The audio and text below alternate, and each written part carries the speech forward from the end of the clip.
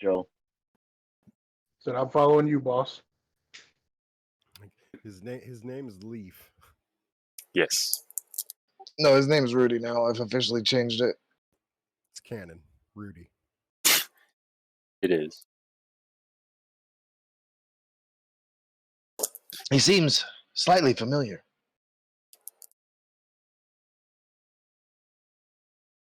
All right, so as you guys are now waking up on your next day, shit, I forgot to upload his picture already. 1 second.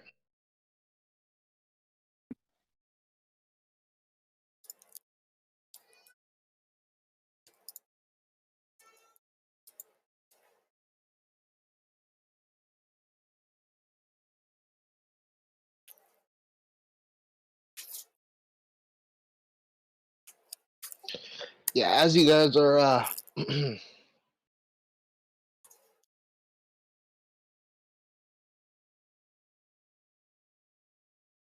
was weird. My keyboard stopped working for a second. I fixed it. As you guys are waking up and coming back downstairs, getting your guys' day started, figuring out your plans, going through your what you want to do, what you want to get done.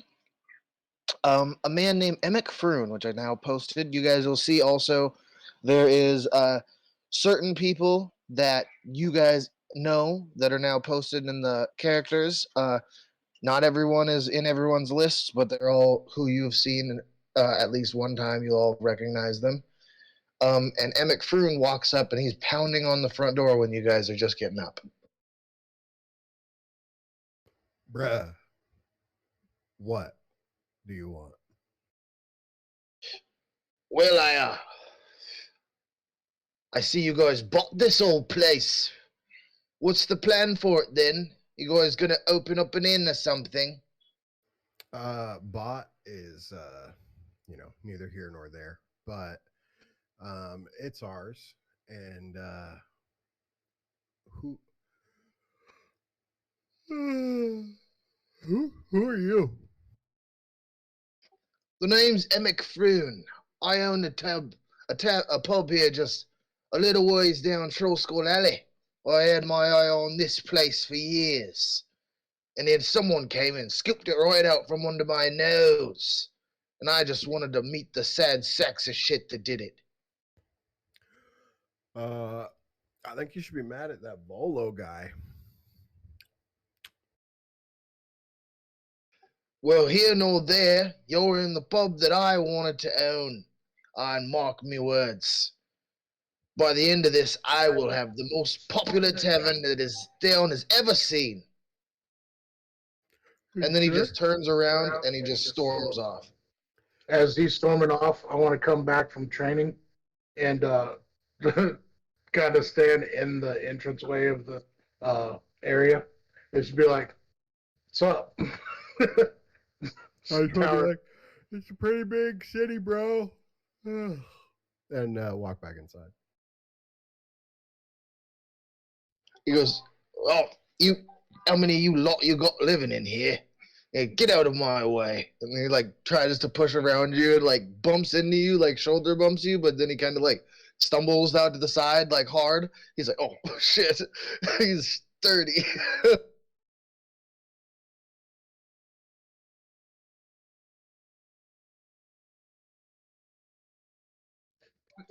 I look down at him. I'm like, "You may want to watch your step. The road's kind of bumpy." Step over him, walk in the building.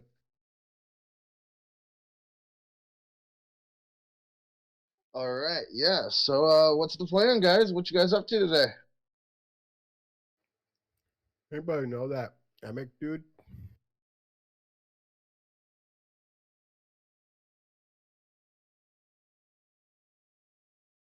You guys would not have known him. The only person that would know him would be Volo.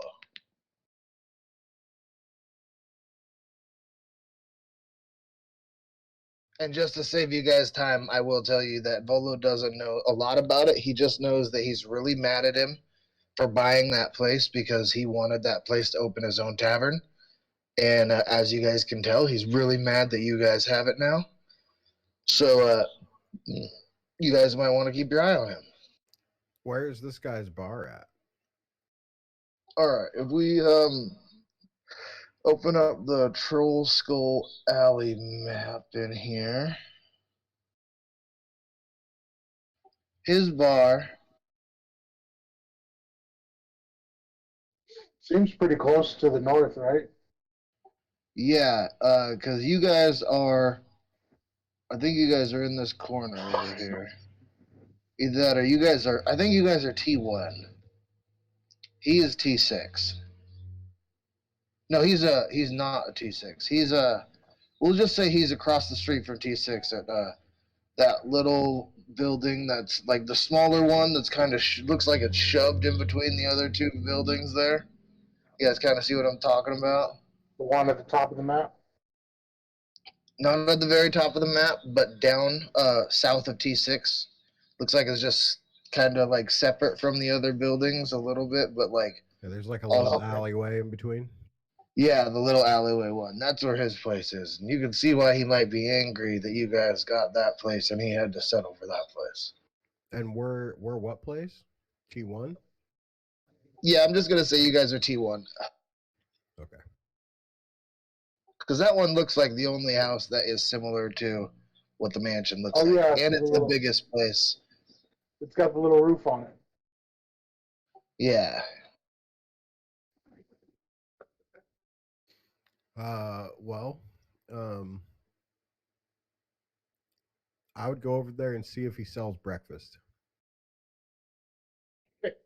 All right, so as you're going over there, you come up to where you like say you watched him through the window, walk back down the street and turn.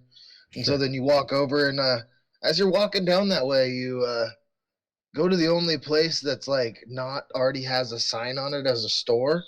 And he's like talking to a few people and like there's not a name on it, there's not a business sign, there's no open or closed sign. He still has like no furniture in there or anything. Like it looks like he's just starting to work on getting it set up as well. Does it look like he serves breakfast? No, he's definitely not open for business. He doesn't even have tables yet. His is like you. At least you had like a bar and stuff set up. Like his is basically like just an empty ass building. I want to walk back to the manor and be like, guys, we're opening a bed and breakfast. Sounds like a plan. Is that okay with your guest?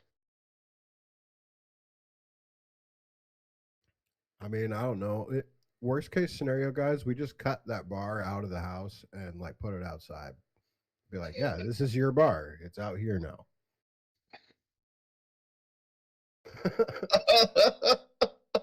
That's cutting corners. How about we could put in the basement, create kind of like a speakeasy? I don't think we need to make like a speakeasy. Like it's not like illegal to drink and be merry. Yeah, no, Yeah. he's saying like so the ghost would be downstairs instead. But like I'll just tell you guys right now that that whole house is his house. But you know what? He seems pretty obsessed about the bar though. Yeah, but the whole house is his bar. He was running the bar and the inn out of there and everything. Like he's doing what you guys are trying to do. That's why he's so happy with you. Bed and breakfast? He probably wouldn't care. You could ask him. We selling mimosas, dog. Oh, he's super down then. So as long as people are getting fucked up, having a good time, he's with it. Hey, you know what would really make people have a good time? Stripper pole.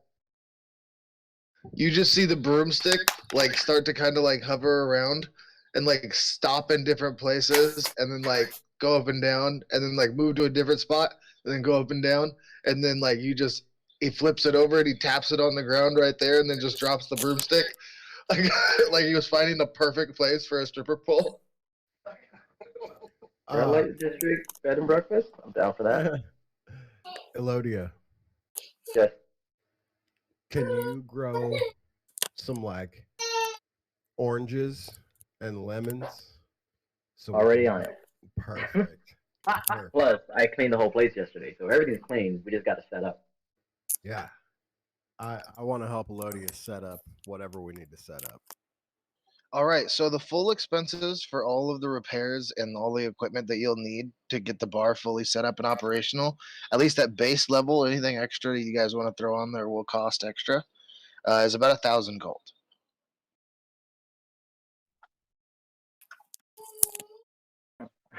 I'm trying to cut down on labor. That's all if you guys do everything. That's okay. That's if we do everything. Yeah. Okay. Well, I still have a good chunk. Like I'm But telling you guys, this I don't know place if we have is enough. fucked up. That's why I was telling you it is real fucked up.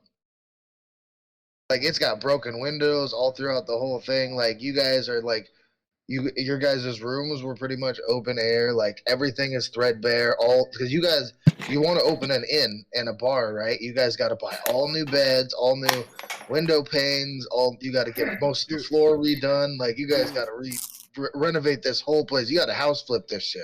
Do we have enough space and stuff to have a bed and breakfast? Yeah, this place is a fully functional inn and bar. Perfect. I think instead of calling this place in need of repairs, you should say it has potential. It's got potential. A lot of potential. Lots of potential. Like you look at it and it's like looking at a blank canvas because everything is on the floor. I want to take 50 gold out of my pouch and like put it in a sack, like on the counter. Be like, write on it, like bed and breakfast fund, and just put 50 gold in it.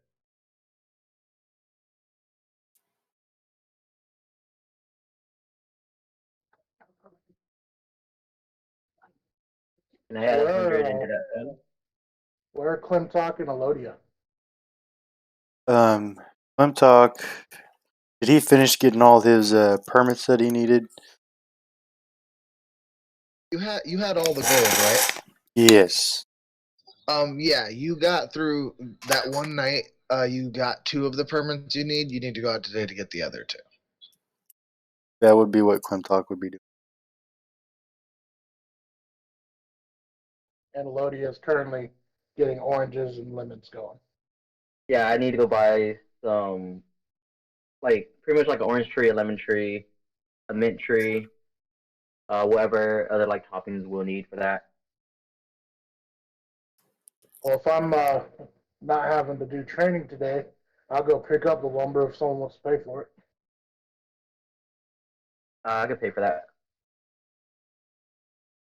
Okay, we'll say if you guys are getting hard lumber to craft, because you guys know there is a woodsmith right next door to you guys. You guys can ask him, maybe haggle prices down. You guys might be able to knock it down from 1,000 and actually get some pre-built stuff. But if you guys are just getting the lumber to like fix the floors, would be straight planks. It'd only be like 100 gold or so to fix all the floors in the whole place.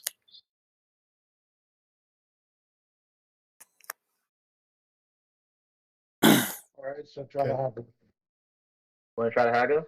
Oh, I'll walk with you and help you out with that. All right. Would I don't know who's better at that, you or Rocket. Oh, Rocket's way better than me. I just have the strength. I'm hanging out with Rudy. All right, let's go win this. What's your charisma modifier? Me? Plus Yeah. 1. Okay, so I have the higher charisma. I want to ask Rudy to keep an eye on my bed and breakfast fund. Rudy lifts up a plank of wood and slides it underneath.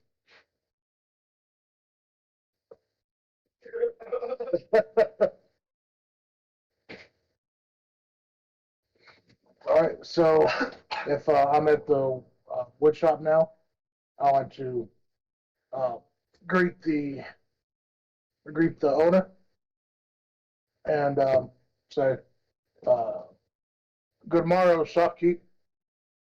We'd like to purchase your wares.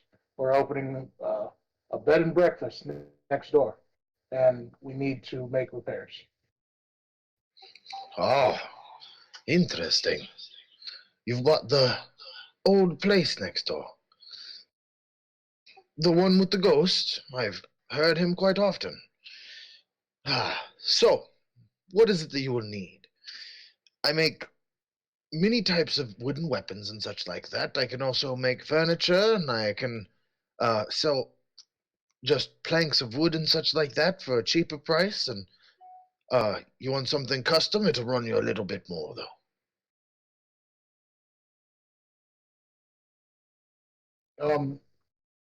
We're going to need a bulk, so we have to repair our floors. We need to make chairs and gather tables.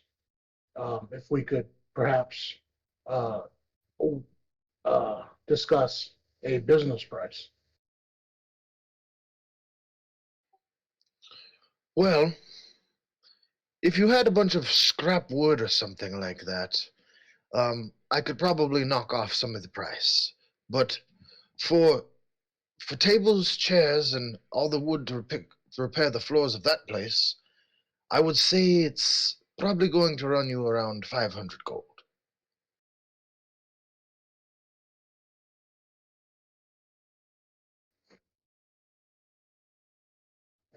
It doesn't Just seem like it would be an easy task for us to gather wood within this city. Would it be possible for us to uh, make some sort of business arrangement? what might you propose?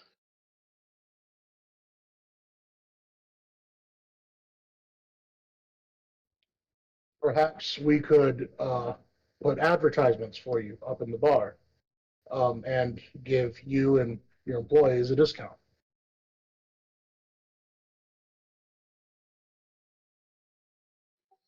Yes, over time that may well get me some costs, but first I would have to know how well your bar would do.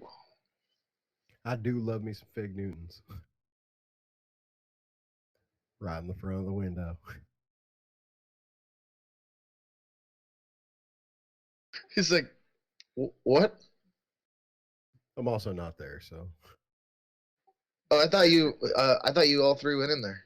no, I hung back with Rudy. Oh, oh my God! I forgot that we named the ghost Rudy. Yep. Yeah. Okay. Yeah. Got it. So, When I'm done, I would leave and go try to catch up with Clintock, though. okay. Yeah, that sounds good.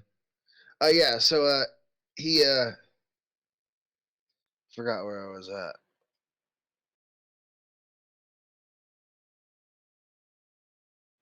Yeah. That would make for an interesting proposal.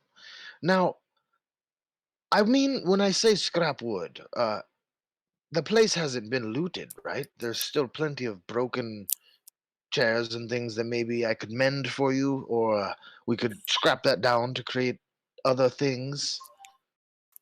Oh, of course, of course. Doing that, I could probably take off, depending on the quality and the amount of wood, could probably take off a couple hundred gold from the entire price.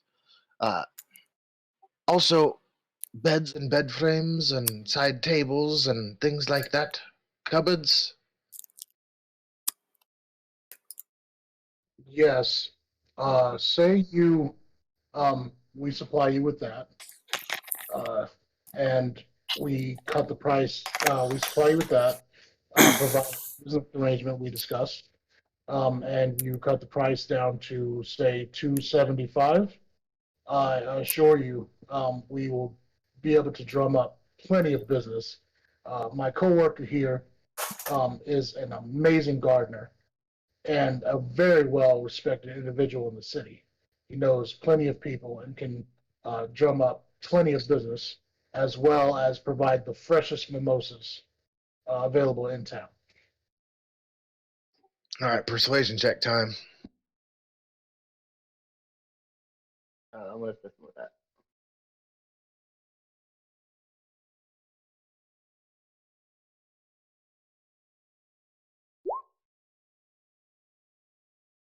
All right, he says,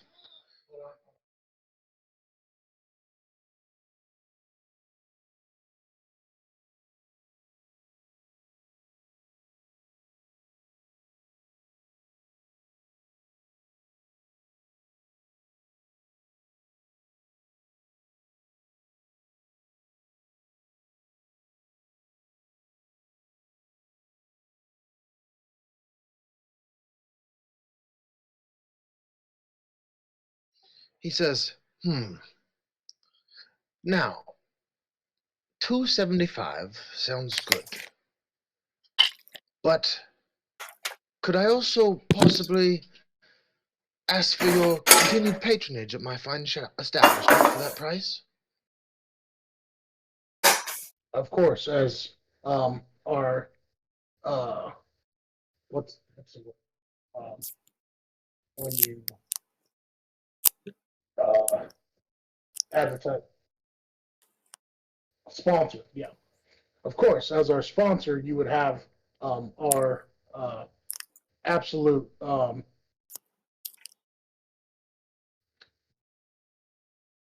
I'm messing this up. What's the word? Uh,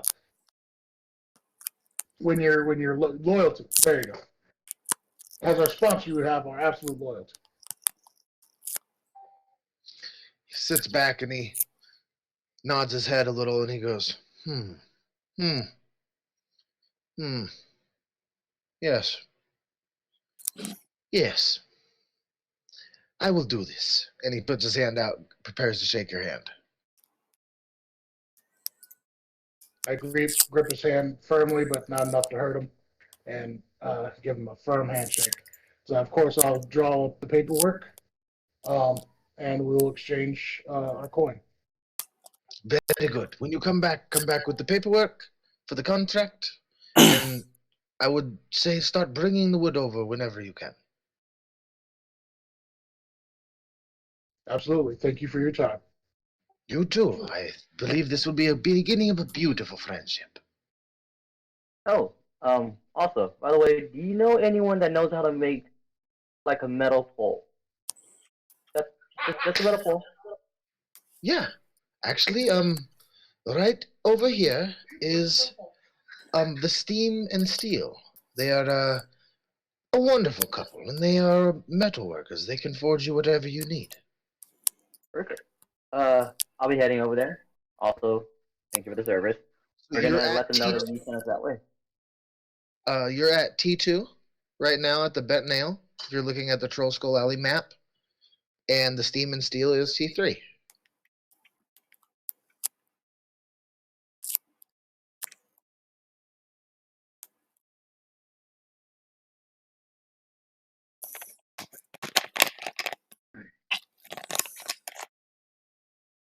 I like the way you Wonder worked that. what worked it in. All right. Well, I'm gonna move over to the metal shop. I would All like right, to have a conversation. I'm going to write up this paperwork. Just have the guy sign with. If you want to give me the gold to give him. Oh yeah, I'll hand you the gold so that by the time you can write everything up, hand the gold over and the wood also. All right. All right, let's carry on with you then, Elodia. What are you gonna do at that metal shop? Uh, hi. So the guy across the way, from the wood shop, he sent me over here. He told me that you guys are great metal workers and that you guys can make me, let's say, just a metal pole, a little bit thicker than like an inch or 2 inch diameter, maybe like 3 inches is cool. It has to be at least around 10 feet, and we need to kind of install in the house. No reason why. We just kind of need to see if you could make this for us. So, what you're telling me is You would like a 10-foot long metal pole. Yes. Any? It's got to rotate. It needs like bearings at the top and the bottom. Oh yes, it kind of has to rotate. Hold on. You need.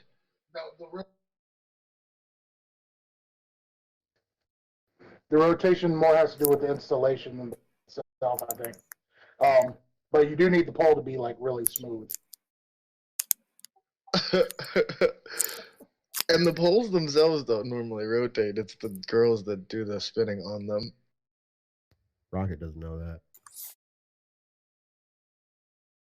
He's trying to just go wee. Yeah. So yeah, he says you just. Also not. Do you want a base or mounts, or you want me to make? I could make tips that you can screw on and off. We could make a halberd. Oh, interchangeable heads on spears. No, not really looking for a weapon. Just kind of a metal pole that we're gonna attach to the roof and the floor. Do you want me to make a screw part on one end and maybe a mount that you could attach into the floor? It might be something permanent. Yeah, something like So that. you look like a support beam. Yes, something like that. Yes, I could definitely do that. That would be if you were able to. Do you have the iron for it, or if I would require it? If you require it from me, I would say that probably run you about 50 to 60 gold in a couple of days for me to do it. So that might work, but I have a proposition for you. So, as I said, the guy across the street sent us up here. Very nice guy, by the way. So we're letting you know Callie is a because gem. he was here. So we're gonna do if we can we do what we did, what we're gonna do for him. I'm very well known around this town for the gardening. Locations, everything. I've already started my garden. I'm gonna go get some trees and install them later today. Market property value is gonna go up, guarantee. So, can I interest you in spreading your name around in your shop that we can work some type of deal out? All right. Persuasion time. I'm not good at that. Let's say I gave you guidance before you left. Yeah, no, I think he's all right. Oh yeah, I know. Oh shit, I got I'm so Yeah, proud. so he says, you mean you wish me for me to sponsor you? Yes, and we'll sponsor you right back. And you will sponsor, and would you come and purchase wares from my shop as well? Me and my wife would greatly love it. Yeah, we kind of still need some cups. We'll come back and get some metal cups.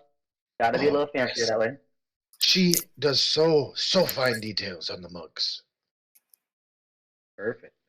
That's exactly what I like to hear. We'll also need Yes. some metal ones when we make some gin and tonic also. Yes. Yes, I think we will cut it down to 20 gold. 20 gold? You got yourself a deal there. Perfect. He puts his hand over his heart and he bows because I didn't mention this before, but he's a fire genasi and you probably don't want to shake his hand. Yeah, I mentioned it last game, but I didn't mention it this go around, so I figure probably. Yeah, last game he said there's a store run by a fire genasi and a water genasi, and their husband and wife. And I was like, that sounds steamy.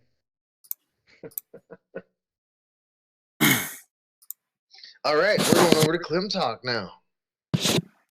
He actually, and now are you going to sit there and start signing a contract, writing a contract up with him, Elodia? Yes. Perfect. All right, you guys are writing contracts up. We're over to Klim Talk. So, what permits do I have so far? You have the Innkeeper and the Brewers Guild permits. You need the Butchers Guild permit. And if you want to, you could try to get the Magus and the Protectors permit, but You guys are an adventuring guild. I don't really think you'll absolutely need that one. But that would be extra over your 250 gold that you have at the moment. So you just need to get the Butcher's Guild seal, and then you'll have everything you need to open your business. All right, going for that one. All right. As you go up to, so you're up in the north sector, actually not too far away from where you guys live, because you guys are in the bougie section of town. And you find it says the Guild of Butchers, and it's a big shop. It's actually a really nice building. It's like right on with all the rest of the guild halls, and they're all, it's bougie as shit. Like this is like the way rich area of town. And so when you walk in, it really takes you aback. There's this dead-eyed, slack-jawed dude sitting there with like a scar on his face, and he's wearing just like some shitty-ass clothes. And he goes, "Hey, what you want, then?" I'm starting up a bed and breakfast / bar. Now I'm trying to get a permit to open up this bed and breakfast. He like does a huge like. So you want to get your permit done for the Guild of Butchers, huh? So what's your overhead? What you think you guys are going to be making there? Oh, we're gonna be making like 100 gold week easy. We make 10 copper a day. There you go. Gotta liven it up a little. Oh wait, have you caught up with him, Rocket? I don't know. You tell me. It's been about like, I would say the two negotiations previously took like 30, 45 minutes. So it's been plenty long enough while those negotiations were going on for him to get there. It would be up to you whether or not you like hung out with Rudy for like a while, or if like you just like tossed him that gold and then decided to like wander off towards where Klimtok went. Yeah, I just like put it on the counter and be like, "You gonna watch that for me?" Dope. Yeah, he like definitely grabs it and he moves it somewhere. Like you can tell now that he's definitely in the, oh, these guys are actually serious about this shit phase. Perfect. Oh yeah. Yeah. So I mean, Rocket likes to sleep in. I feel like Klimtok's more of an early riser. Yeah, this is still early in the morning. Like that whole him getting pounded on the door was like 6 in the morning, and that was like, and like the shit that Virgil's doing for training is absolutely hellish. So he was coming back from his first session of training at 6 in the morning. Okay. Yeah, like from the night before. Like, yeah, he's been getting his ass kicked every day. Yeah, I mean, I guess if I can have caught up to him, I totally will have caught up to him. Yeah, let's just say you did, because fuck it. So your When first he says two 100 gold, I say like 100 silver. Yeah, no, your first two permits were 100 gold apiece. He says, "Oh well, yeah, I guess I could." He said, "You guys are gonna be doing great, huh? That sounds good. So it'd be we'll say 150 gold to get the permit, and then it's gonna be probably 30 gold a month for all of your expenses, as for food and such like that." Like, okay, so you just said permits, as in plural. Well, yeah, there's the sales permit and then the delivery permit that you signed with me that I'll deliver your stuff. You got a lot of hidden fees going on around here. How do I know I can trust you? Oh, you could. I've been running this for the guild for years and years. And look, I'm a down from the gutter types like you, so we have to have each other's back. Kind of rude, backhanded comment there. But yeah, okay. How much money do we got? I got 118. Okay. Actually, I got like 120. How about this, dog? I don't bust your chops, and you give me the permit. That's a So meat you joke. want to roll intimidation? No. Oh, okay. Are you gonna try and roll No, persuasion, no, like to like? I want to say at the end that's a meat joke. Oh, okay. So you like trying to like you're trying to like charm him with your wit. Yeah, I feel like he's a thick customer, so I was just trying to throw some low level punnage at him and see if he lightened up a little bit. He just kind of goes like, ha, ha, ha. Yeah. So yeah, to just get the permit right off is going to be 150, and then there'll be more subsequent charges per delivery after that as well. And I mean, it's all standard, exactly how things are supposed to be done. He like shuffles some papers like underneath each other and then like slides them off to the side a little bit. So, what kind of deliveries are we talking about here?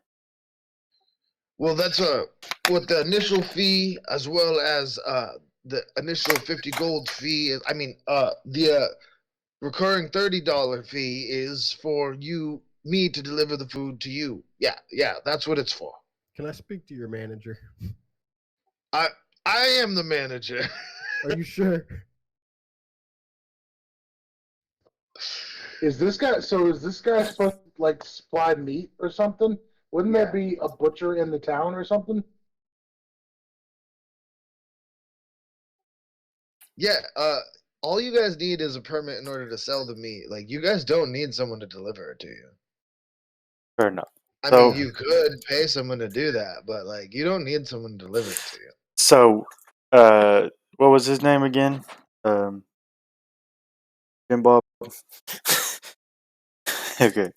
Fuckface McGee. 1 second.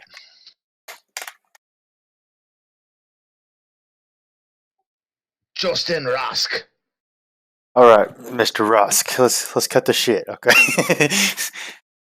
Let's we you know we can pick it up ourselves. So cut off the What are delivery you fee. wearing right now, Klimtok? Are you wearing any of your actual like guardsman gear? Yeah, I'm wearing like the white, uh, undergarments. Yeah, as soon as you say cut the shit, he like wasn't really paying attention to who you were, and then he's like starts to kind of like buck up and he goes, "Oh, uh, yeah, the delivery fee is only a one-time 50 fee, and then the actual recurring charges for delivery is 10 gold, and it's only 100 gold for the permits, sir." That sounds good. I'll throw him 105. Like, here's your tip, Rusk. Thank you, sir. Thank you. He like slides it in. He puts it into an actual piggy bank, except for the 10, or the 5 or whatever you gave him, and he puts Yeah. that in his pocket. And he's just like he's just like super thrown off because like I forgot that you like wear all of your guard shit all the time. So I Oh, was yeah. like, wait, are you wearing your guard shit right now? Because like he definitely would not be trying to pull this on you if you were. Yeah, that's why the other ones went so smoothly is because like yeah, that's not. He wouldn't have tried that shit. No way. So yeah, so after he re-explains everything to you, you guys won't have to pick it up. It is only about 10 gold a month to get reoccurring delivery of meat whenever you're low. Okay. And the 100 gold is a one-time fee to get the process started. What I like to hear. As we leave, I'd be like, "You tipped that guy?" Yeah, you got to keep them. The suppliers, you got to keep them at your side. Yeah, I mean, No, guess. they're just the middlemen, actually. Yeah, so I guess. Though it is him that will be delivering your shit because Goddamn better be. Yeah, his superiors have not been happy with him, so he's been kind of like on the shit can, all the shit can jobs. These butcher goods, you gotta be straight with them, you know. Yeah, yeah. Alrighty, so that rotates us back around to Virgil, unless you're trying to do something special out there while you two are doing your thing out there. So I assume me and Elodia finished writing up these contracts. Um, want to make sure we have copies of them written up as well for us to keep, and I want to get them notarized by an official. Okay, yeah. Klimtok, you would know where all the notaries are, All right. Well, and they won't be very far away from you guys. You guys are in the North Ward. yeah, we got to get ours notarized too, I would imagine. So, So you guys gonna reconvene at base? yeah, imagine so. All right, perfect.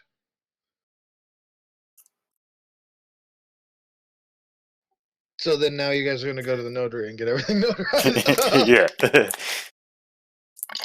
Okay, so it does just. Are you just gonna do it, Klimtok? Yeah, I'll take it up there. Okay, cool. So yeah, you have your faction, all of your guild paperwork. You have now 2 contracts with the woodworker and with the metal shop owners to start working on your bar. It should take, with all that stuff done, you now only need to get plates and dishes.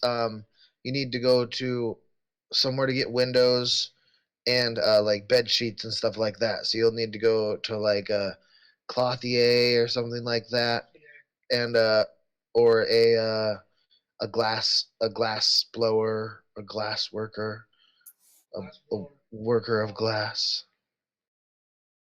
I'm gonna throw my Yeah, weaver. That's what I'm looking for. I'll throw my last 13 gold to Rocket, whatever he's got to do. Oh, for the bar fund, as it's Yeah. like sailing through the air to it, like the bag of gold for the bed and breakfast fund, like just appears out of the air and like catches it and then disappears again. Good job, Rudy. Rudy's on it. You hear the chink chink, and then he just like disappears into the floor. I got $63 in the bread and breakfast fund.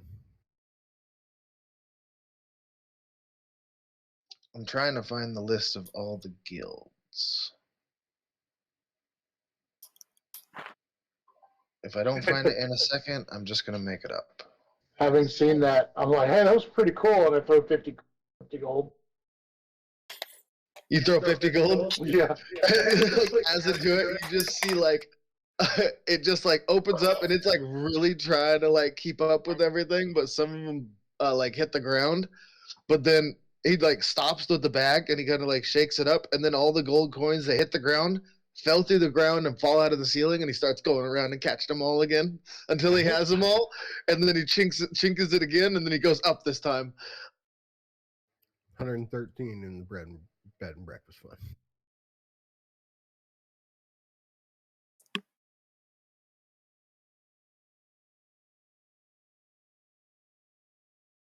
Plot twist: we're opening a fucking bank, dog.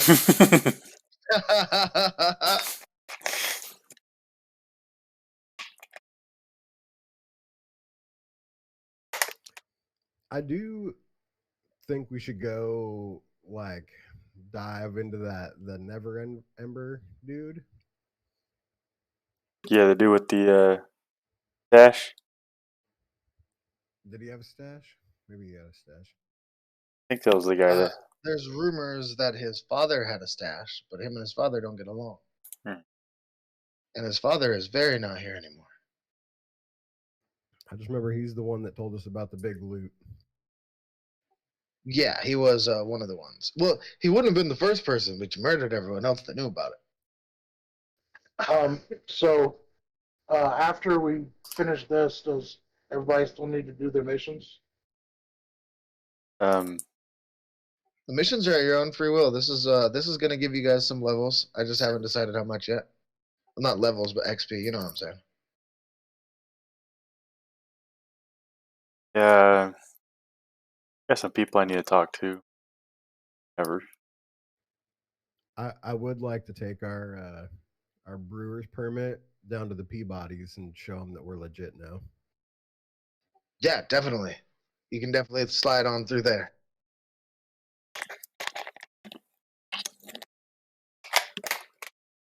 Well, he's now like what we're doing is right now is we're figuring out who's going where for this next step. So Klimtalk's gonna go drop off the copies. Uh, Rocket said he's gonna go down and talk to Peabody's.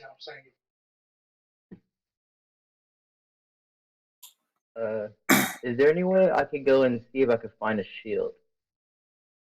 If it's gonna be a wooden shield or a metal shield, you know two great places. A little bit on the cheaper side for right now. Let's say the wooden shield. Okay, yeah. You can go right back over to Tally's. That's even better. Yeah, I want to go in and see if they have just like a wooden shield, just something simple. Alrighty. So we're gonna go to Klimtalk. You're meandering your way through El Sitio, doing El Sitio thing. Water's deep. Yeah. As you're going, you walk by a building, and the door just splinters out as two people just come cascading through it, like one on top of the other, and they're just beating the shit out of each other. It's just this big fight. And you don't know what it's about, but they're definitely beating the fuck out of each other. What are you gonna do? Clem Talk. I gotta get in there and break it up. Not in my streets. All right. You're gonna try and do it, I'm guess, amicably, as amicably as you can.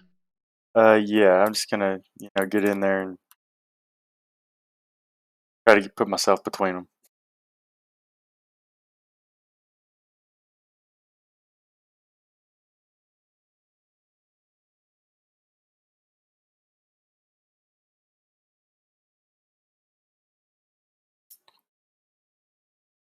I always play a bad character, so I gotta get used to being good stuff. Yep. All right. Strength roll. All right.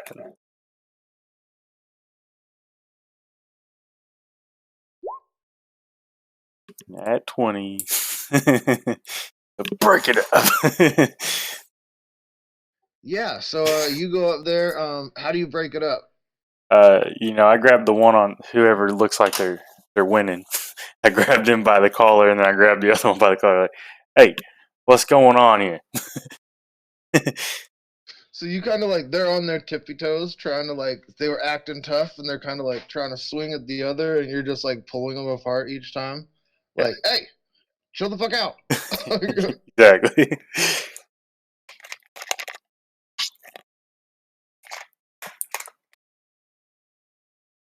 You notice a snake tattoo on one of their necks and an eye tattoo on the one of their foreheads. So they each have a different tattoo. Yep, they both have different tattoos. All right. You wanna ask them some questions? Yeah. Let's say what's going on here. Oh, nothing there, officer. We just had a disagreement. We was just having some fun with some friends, and he believed that one girl's tits looked real one way, and I thought that he was being a little lewd, so I had to show him what for. And the other guy goes, "Hey, yeah, no, that ain't what happened. He tried to sleep with my wife, and I had to give him what for." All right. Well, I look at the one that was saying lewd comments. Keep it clean around the maidens, and look at the other one. Like you might need to have a talk with your wife, and like y'all run along now. Just you'll have to figure this stuff out. Don't be fighting in the street. I'll let them both go. All right, One of them turns and goes back into the building. And the other one, like his eyes kind of follow him, and then you can see he's like wants to go after him, but then he like looks at you, and then he kind of like bobs his head, and he like just disappears around a corner into the alley. Okay. So, like, what time of day is it right now? It's broad daylight. This is like middle of the day. You guys are now like getting around like I'd say it's like around 11, 12 o'clock. Okay. If there's a place I can kind of observe the building without like being out in the open, I think I might like to sit there for like 30 minutes or so, watch what happens.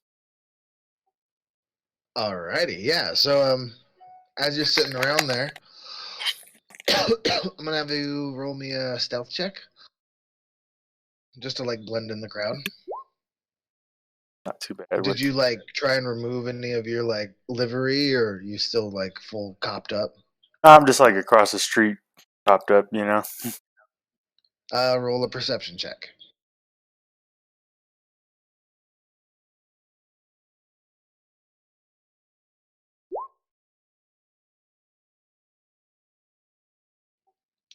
All right, you stand there for about 30, 45 minutes or so, and then you think a couple times during that you noticed someone with an eye tattoo walk by in the crowd, and looks like they were heading towards that building, but each time um, they would see you and they just keep walking by. Uh, you can't be sure, like 100%, but like you didn't see the same guy at all come by, but you have seen, like since you were looking for it, you have seen a few of the eye tattoos, and none of the people with the snake, no other people have come out of that other building. Okay. Can I walk up into that building and see if I can find the guy that was hustled? Oh, you just want to walk in? Yeah. All right. Uh, yeah. So you walk up to the front door and you open it, and when you do, there's you see startled look, and like multiple people draw weapons, and they're just like, "Oi, what the hell do you think you're doing?" But hey, chill out. they They notice that you have a uniform on, and they're just like, "Hey, we ain't doing nothing wrong. We're just here living our lives." Klimtok says uh, giving you a piece of advice. Might want to lock the door or go somewhere else. What you mean that for? Well, And he kind of like is scratching his head, and you notice that all of them have snake tattoos. I figured so. Yeah, just I've been keeping an eye out. I see some passerbys that you might not be appreciative of, so giving you a heads up. I'll lock the They kind door. of like look at each other confused. They're just like, "Hey, is this copper telling us that we got? Are you warning us? I am. Like I don't want. about them, not about you guys?" Yeah, look, I'm just trying to clean up the streets a little bit. I don't need y'all up in my street arguing. They're just like real confused, shaking their heads. They're just like, "Well, I mean, thanks, officer." So you're welcome. And shut the door, and I'll walk off. Yeah, all right. That went way differently than I thought it was going to. Okay, cool. Let's rotate. Who's up next? I'll go next. Yeah, I'd say you successfully make it all the way and get the papers notarized, and you're on your way back now, Clem Dog. Sounds good. All right, Rocket, you heading over to talk to Miss Peabody, right? Well, I'm heading to the Peabodys. Whether she's there or the Mister, that's yet to be determined. All right. Uh, I thought of something for this exact moment. Okay, so you walk and you get down. You're all the way back down in the dock corner. So you've walked for quite a while now. You've been walking like an hour or so. It's a bop. It's a long ass ways down there. Yeah. And I'm assuming that you're not like beelining it. I assume you're just like No, did like you actually- chilling. did you get the message I sent you on Roll20? Oh yeah, I see that. Yeah. So Yeah, so yeah, I I was assume taking you're my just time. you're meandering. Yeah. And I'd say you see a lot more than you thought. Like it's like graffiti all over the place. So like not a lot of them seem like legit, but roll me a perception check.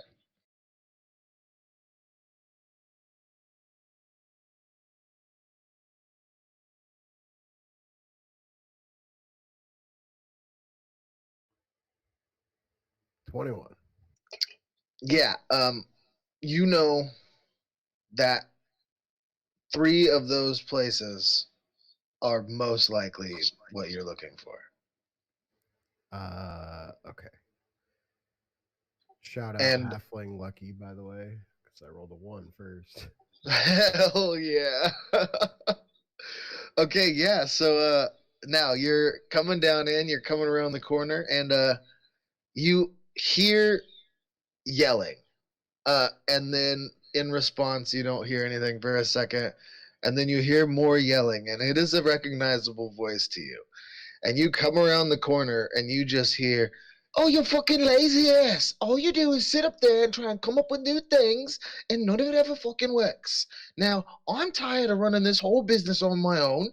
I got us settled with a great deal that's going to make me a lot of money, and I went and bought the rest of the bar from your lazy ass. Now, I want you out and all of your things gone. I want you gone." And you see shit flying out of the windows, the doors, like she is on a rampage, and you just see him standing out there, Mr. Peabody, just like, "Oh, but darling, I was on to something quite wonderful," and you just see a book of papers hitting his face, like all this shit. You let just like, "Oh, that was wonderful. We didn't sell a damn one of them." Can I try to steal the book? Roll me a sleight of hand check as you come up. Oh, okay. No, 18. Yeah, that'll do it. I was looking for a 15. Yes. Be like, whoa, hey, what's going on, bro? He says, "She's in a mood right now. You know how women are. I'm sure it'll pass. I need to go buy her flowers or something." Yeah. I want to be like kind of like pushing his stuff together, like looking at him like I'm helping him, but like just kind of pushing it together and then like away from the door. It's like super low key though. Like just totally talking to him the whole time, looking him in the eyes, like, yeah, dude, yeah, totally. Like girls love flowers. Like Just helping him get further away. yeah. Yeah, be like, I'm Rocket. Who are you? Well, I'm a Salazar Peabody. And this is my fine brewing establishment. I don't believe I've met you before. The name is Rocket Sadler the Third. I mean, you probably haven't heard of me, but you will soon. As you say that, she pops out the window to throw something out, and she goes, "Ha, Rocket? What are you doing here right now? I'm in the middle of something." Yeah, I just wanted to say, yeah, we're good to go. Flash the permit and like just take off running. Yeah, she goes, "Oh, that's wonderful. I'll see you later then." And then just pegs him with a pan. Like, Later, Salazar. oh, shit. God, mother. Who is he? And then as soon as I get away, I want to kind of go through his book and see all the shitty things that I should never make. Yeah, you do that. Investigation check.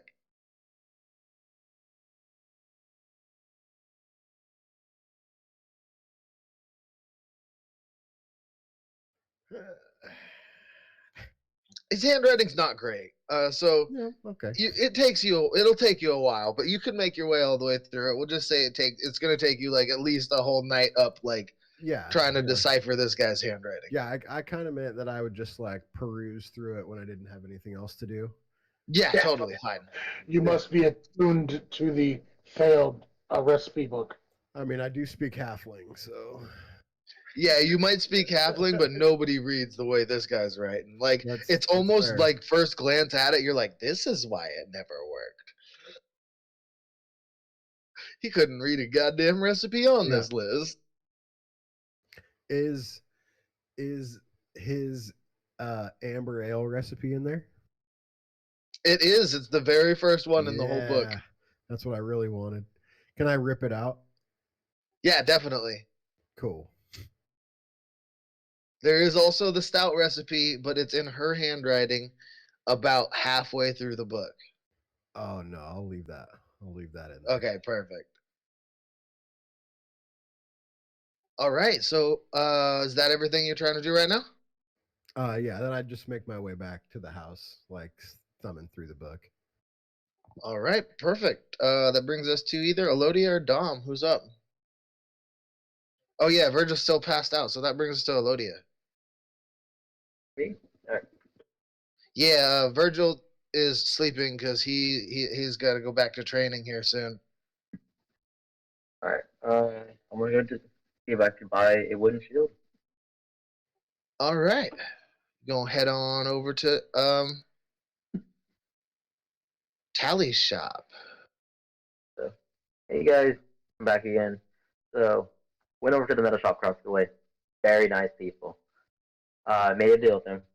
So, but they recommend I come back over here because I wanted some type of shield. I was thinking about a metal one. They're like, nah, you should go back across that way. They're nice people. And like we said, we recommend you, and they recommended me right back. So I'm here to get a wooden shield from you guys. All righty. Yes, we've got one. How do you want me to paint it for you in some way? Anything like that? Yeah. If you could paint it, that'd be nice. Can I pick the design? It's your shield, of course. Cool. So what I want is a green shield with maybe like a fern in the front, maybe, or like a tree, just some type of nice plant up front. Oh, okay, so you would like what kind of plant? You thinking like we could do a tree, we could do like a pine, we could do like a fig and an apple, the fig Newton. How about a cedar tree or even a rose oak? Those are real nice. Oh, Those are real nice. Even rose. a I red could one. do Those are really an amazing blooming rose vine. That'd be nice. That's perfect. Yes, this will be wonderful. So yeah, he says it'll be 10 gold pieces for just a plain shield, but actually I'll just make it 10. I will have fun with this one. Perfect. All right. I'll hand you the 10 gold. When do you think this is gonna be done by? I'm I want to make this right, and I am very busy with the rest of the wood. But I will prioritize this tomorrow morning. Perfect. I'll be back tomorrow morning, and my partner might be coming back later today to pay you the rest of the gold for the stuff. Also, we still need to get some of that lumber from our building, and we'll bring all that over. Wonderful, wonderful. Thank you.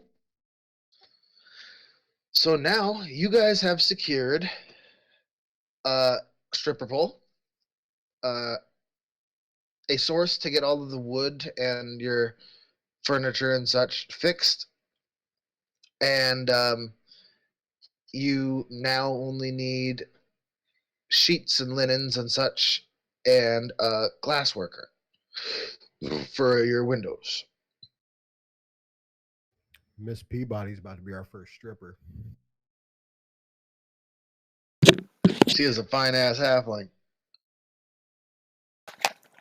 JK, JK. Midget Mondays. She got beat me to it. Hey.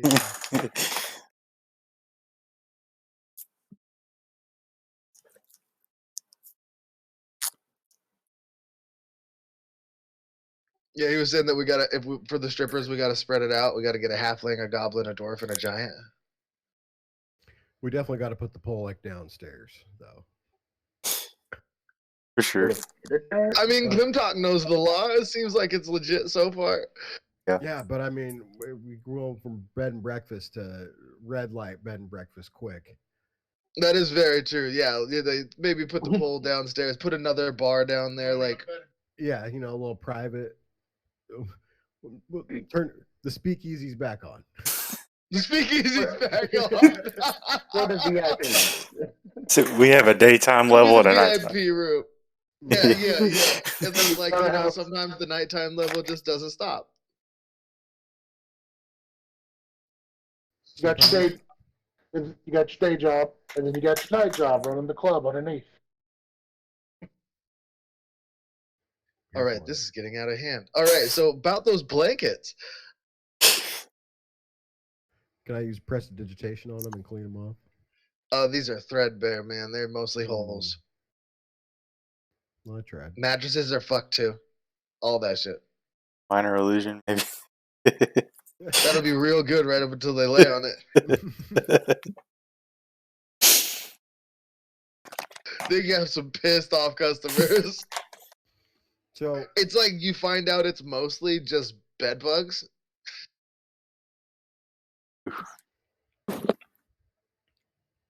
I do want to go back to this Never Remember guy. Yeah, Never Remember. Yeah, because he's like the mayor's son, right? He is the previous Open Lord's son, which the Open Lord is basically the king of the city. Okay. And he's like gone right now? The Open Lord? Nobody knows where he's at. He went crazy, shut the, like, did some crazy shit and just poofed out of there, gonzo. So I would like to spend the rest of my day trying to investigate that whole situation.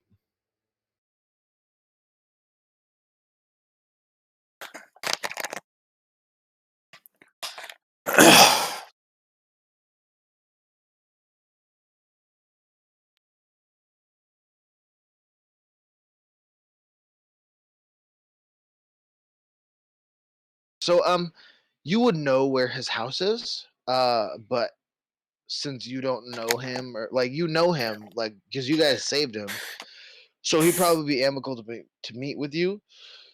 But like he is a lord. He's got shit that he's doing. Like he kind of like he's less uppity than most of the other noble houses, but he won't spend a lot of time with you. Yeah, I just want to get a refresher on like what happened to Pops. Like last seen, who he was with, sort of stuff. Okay. Like I don't even have to get it from him, but that's the info I'm trying to procure. All right. So we're getting to about 3 in the afternoon. Did you go from the dock ward out straight to do that? Or did you come back, retouch base back at base? I mean, my plan was to go back and then head out. Okay, yeah. So it'd be about 3:30 or so, and you're arriving back at base, and Virgil is waking back up from his nap. As I'm getting up and I'm about to head out the door, I see Rocket and I say, "Hey, boss, can I have a word with you?" like, yeah, what's up, big man? Yeah, I got this contact. It's apparently from the nobles. They wish to convene with me about joining the ranks. Oh. Well, that's cool. Are you gonna do that? It's kind of why I was talking with you. I figure, make sure it's okay. I don't think I can pretend to be you, man. I'll take that as a go for it. What what are what nobles? I believe it's what's that guy's name again? The Lord's Alliance. I believe I have to meet with Rainier. Yeah, he actually has to go meet Raynar to start his personal quests. Well, yeah, you don't mind if I tag along, do you? Not at all. If you'd like to. I got this cookbook. We should try everything inside of it.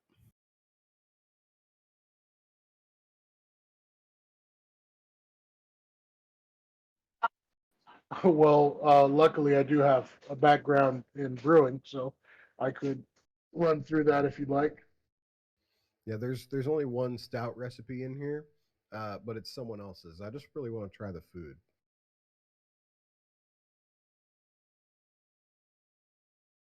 Yeah, there's not a lot of food Not too good with recipes the in there. food.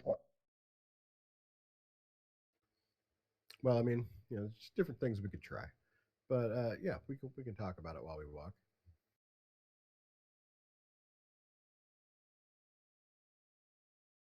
All right, so you guys head into the castle quarter. Can I see if Virgil can read any of it? Does he speak Halfling? Probably not. But I mean, I don't know. I'm asking him.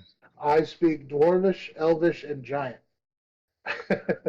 I mean, did he write his cookbook in Halfling? Oh, most definitely. It's his secret All right. treasure. All right. Would You could translate it for Halfling- him. It would take some time, but you could do that. Would Halfling be something like that uses common letters or not? I'm gonna say it's like if someone speaking English was trying to read someone who was writing Latin. So yeah, it looks the same, but you just don't have any idea what any of it says. Okay, if I'm able to pass a check to read it, I could say it out loud, and then Rocket could probably try to translate it.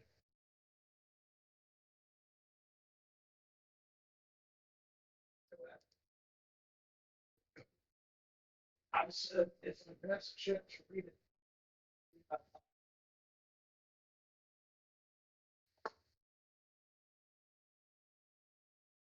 Yeah, I guess.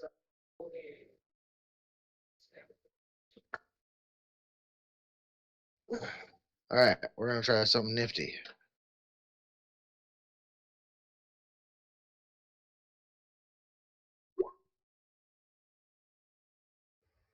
We can't read shit. I couldn't make out the handwriting, but I could read it out loud. It was just like scribble, scribble, scribble. Pretty sure that's an A. Scribble. That's an F, man. That's an F. Hold on. I forgot to do this. If I roll that, so that 6 becomes 8. That's not good enough. Now that's not gonna do it. If you would have gotten it up to a 10 with that D4, I would have given it to you. But it was gonna be a 15 on the intelligence and then a 10 on the performance. Just because you are reading a language you don't understand, like if you don't know Latin or like learn like Latin bases and stuff like that, and you read Latin, it's not gonna come out how the word actually is pronounced. Yeah. We'll just stop and get some jalapenos on the way to Dude's house. I'll be fine. Yeah, exactly. And we'll pick up some nice soft tortillas.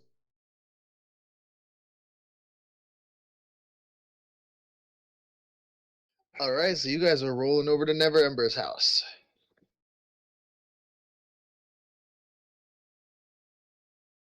Let's see.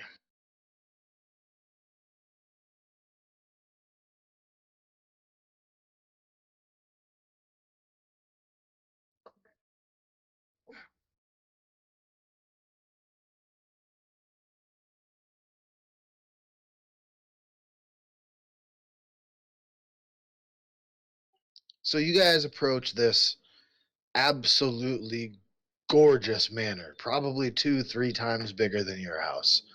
And it isn't in disrepair in the slightest. Like impeccably manicured lawns, like guards outside the gates, like carriages coming in and out, like people like seemingly just walking in to say hi and then leaving. And there's butlers and things like that walking all over the place, and you can see like Never Ember actually out in the lawn. He's a little further away, but you can tell it's him because you guys spent a little bit of time with him and you recognize him. So you are outside of the gates, and there's a couple of guards there posted. What are you guys gonna do? Show them your paperwork, dog. Let's go. in. Yeah, it's exactly that. Walk up and show the paperwork and say I have or say that he's expecting my appearance. He grabs the paper from you, and he looks at the words for a second, and like looks up at you and looks down and nods, and then kind of like looks at the seal where you broke the seal and like kind of like compares the two halves together, and then he goes, "All right, follow me then." And he brings you over to Never Ember sitting with somebody that you haven't met yet, and they're talking quietly to each other. And the guard says, "Wait here." And he walks up and he leans down, says, he whispers something to Never Ember. And Never Ember looks past him and sees you, and he goes, "Oh." And then he motions you over, and he looks at the guard and he taps him on the shoulder, and he's like, says, you can hear him say, "Oh, thank you, thank you. And you can be on your way now." And you walk over, and now what? Um, I say I received your um, I received your summons, and I came to inquire about the position that you're offering, and as well, my supervisor is here. We're currently opening a business, and he wished to speak with you as well. He says, "Oh, Yeah, that's wonderful." because I'm the supervisor. That's what I am. He says, "Oh, that is quite wonderful. Yes, I do believe that we do have some things. Jalistair, um, if you could do some of these things for me and be my go-between between this fantastic party here and myself, that would be wonderful." And then he says, "Now, you said you had some questions for me," and he stands up and he starts to walk away with you, Rocket. Uh, I said, well, it's rude of me to not introduce myself. And so the Oh, person I that thought haven't you guys met, would have done that. My bad. Well, he uh, knew he's met you guys. Remember, you saved him. No, I'm talking about the person that I don't know. Oh, yeah, okay. Like before I walk away, I'd be like, I'm Rocket Sadler the third. He says, "Oh, very nice to meet you. My name is Jalistair Silverman." Pause. Pause. Rocket, have you thought of a name for the bed and breakfast? Because you should totally introduce yourself as Rocket Sadler, owner of so and so. Yeah, no, I'll be honest, I haven't. Just decided it was a bed and breakfast about half hour ago. So it's a work in progress. I don't know. We might have so many sponsorships by the time it gets running that we'll just call it Salazar Peabody's mystical emporium of metalworking and woodworking extraordinaire with a side of bacon.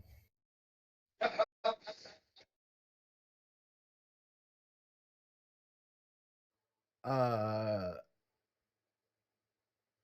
All I- right, so you two, I would be extremely nervous, like being led away from Virgil. But he would notice that. He says, "Oh, do not worry. Um, the business that they have is not for everyone to hear." oh, but I'm the supervisor. Then I'm sure he will inform you. But you know, sometimes the right hand cannot know what the left hand is doing. Hey, preach on that, brother. Preach on that. I wonder what my left hand's doing sometimes when I play with my right hand. But then you know what? This is a conversation for a different time. Uh, I actually came not. He just chuckles and he to, laughs and he goes, "Oh, Rocket, I Not- do like you." So now, what did you wish to speak to me about? Really, I just had some questions about like what's going on with Pops. Um, he's uh, he's missing. You know this. Everybody knows it. Uh, and he was. Rumor has it he was going a little crazy. Is that can you confirm or deny? He looks kind of exasperated at your question. He goes, "It appears to be all anyone ever worries about." And he just kind of plops down on the lawn, and like some servants start to rush up, and he just like waves him off, kind of like agitatedly. He's like, You're like, bro. "Yes, he has." Lay down, lay down. Get on your belly, and I just give him a little like back massage. A performance check. Like, you seem like you're really stressed out.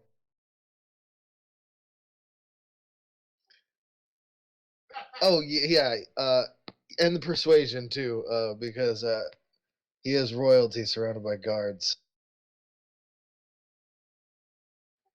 Yeah, perfect. So he like for a second he's just like, what do you mean? That is not very official. Oh well, I mean, if you insist. He lays down. He like, and then you like start to put your hands on him. Like a couple of guards like start to draw swords, and they hear him go, "Oh, yes, that is what I needed. You go, leave us." And like he's just like super digging the back massage. He's super happy about that. Which would be like, Um, so, like, did your dad have any enemies or anything? Like or did he get any new tattoos recently? to be honest, he had many enemies. That's probably what did drive him off the deep end. My whole childhood was spent. You must do this. You must do that. You must always be uptight and with sticks shoved all the way up your asshole because everyone's trying to kill you. That's that's why I left at a young age. I only have come Some back people are now into because that. he disappeared. Well, some people. Well, yes, I'm in the royal court. I've seen some shit. Like, you and me both, brother. Oh, you were a bard, yes? I can imagine. Yeah. But he's expresses how like he's been gone for quite a while. The only reason he's back here is because his dad's gone, and someone has to take care of the house. And he's been gone for how long? Years. He's been out traveling. He's been out and about. Like he's gone all over the world. Like he's one of the people um keeping ties with the other families that are attached to his family together, like traveling from city to city all up and down the Sword Coast. He's been basically like a diplomat. But MIA for years. Yeah, he's been gonzo. Okay, so I guess I would ask him like what what is he doing to keep those relationships going strong? Like, why hasn't the city just like crumbled upon itself with the the guy gone? Well, I mean, it's royalty, as infighting and bickering is in our nature. I've been keeping it going strong fine, but we aren't the open lords anymore. That was voted a new open lord.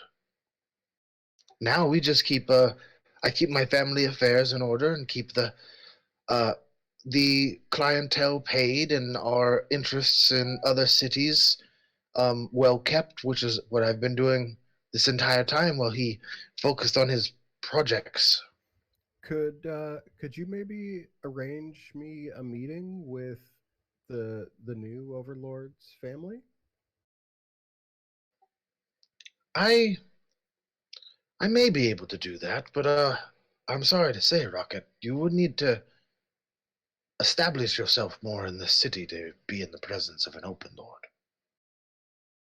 Well, perhaps you could join me, good sir. I no offense, but I could not possibly take any more slights to my family name by showing up somewhere with. Again, you are nobody in the noble scene right now. You become someone, and I will gladly introduce you to anyone that you need to. Well, I appreciate those kind words. If this bar of yours is successful and you become one of the higher, uh, the more known bars in the city, I'm sure that would be a fine way to get yourself known. Well, Uh, to be Durnan, honest, he comes to plenty of our gatherings. Well, he's invited to plenty of them. He's kind of a codger, that one. well, to be honest, I was really just gonna invite the both of you to our grand opening celebration in the next soon. How about this? I can show it to your grand opening, definitely. And then I will see how securable it is for the open lord to come. And if you guys have done well with the place, I would definitely suggest it as a place for us to go dine. But uh, they're old and they're crotchety, and their families are old and crotchety, and their children are all stuck up pigs. I really hate every minute. I hate I every minute of my time with them. I have two words from a lowly whatever I am: steak and titties. He says, "Oh my, what?" So you heard me: steak and titties. I can't think of a single place in the entire city that does that. If you guys can make this work, I can assume the open lord might be interested in a visit. It's gonna be a one of a kind place. I'll tell you that for sure. Uh, is is the is your shoulders okay? Do you want me to like work your neck a little bit harder or like? Honestly, this has been wonderful. And he starts to like sit up, kind of get back to his feet. And he goes, "Rocket, you saved my life, and now you're helping with my freedom. This this could be a beautiful relationship." And he stands up and he kind of walks off. He goes, please wait by the gate for your friend to finish before. Do not interrupt them. I would appreciate that. By interrupt, you mean don't talk. Just don't go over there at all. Go over there. Got it. He like looks at his guards, and then he points at you, and then he points at the gate. I'm like, oh, that way. Cool. Thank you, Rocket. I will see you again soon, I'm sure. I definitely want to like sway closer and try to hear as much of what they're saying as possible. Yeah, the guard, like, as you start to like kind of try and change your direction back towards it, the guard like shoulder bumps you back in the line. He goes, "Hey, orders are orders." Like, you ever live a little, dog? I live every day because I follow my orders. Right. Okay. Well, you need some steak and titties in your life. Yeah, there it is. He goes, steak and titties? Where do they do that at? Like, you just wait. He goes, okay. I mean, if it's real, which it doesn't sound real to me, I will be a happy man. I mean, just don't come on Wiener Wednesday and you'll be fine. Do you sell hot dogs? Oh. Yeah. Oh. Yeah, they sell hot dogs all right. Steak and titty, eggs and dick. This is ridiculous. Just know that there's a wave coming. The new wave. You hear one other guard say, "Oh my God, did he just say?" Wiener Wednesday? Yes, I did. Oh, you just tell me where. You'll find out, boo. Oh, you bet I will. I got my antenna into the whole system. You know how it is. He ain't lying, is he? No, him? No, he's not lying. He knows every gay man in the entire city. He is plugged in. Well, very plugged in. You know what I'm saying. Very plugged in. Yeah, we're pretty punny. All right, that brings us over to Virgil. How are you doing? Well, we're talking about getting plugged in over here. Oh yeah, no, you're okay. So now we're going over to you, and you're talking to Jalistair Silvermane. Well, hello there. I am Jalistair Silvermane. I will be the go-between between you and. I'm assuming you're just gonna tell Randy all this shit, anyways, right? Yeah. So I'm just gonna say it out loud. I am Jalistair Silvermane. I will be the go-between between you and the Lord's Alliance. I report directly to the Open Lord, Lariel Silverhair, who runs this faction of the Open Lords. As you might have guessed, Neverember is one of our diplomats, so to speak, but mostly he spreads the Open Lord's wishes and the Lord's Alliance wishes to all of the factions up and down the Sword Coast. Right now we have a problem. This gang war is causing unrest throughout the city. We've offered protection to members of the Dung Sweepers Guild, and I would like it if you could go and protect a group of them. It would be meeting at the Mole Skull Tavern on Ship Street in the Dock Ward at 6 bells. You'd have to guard them while they work. If you could do this every day for a 10-day, I would be greatly appreciative.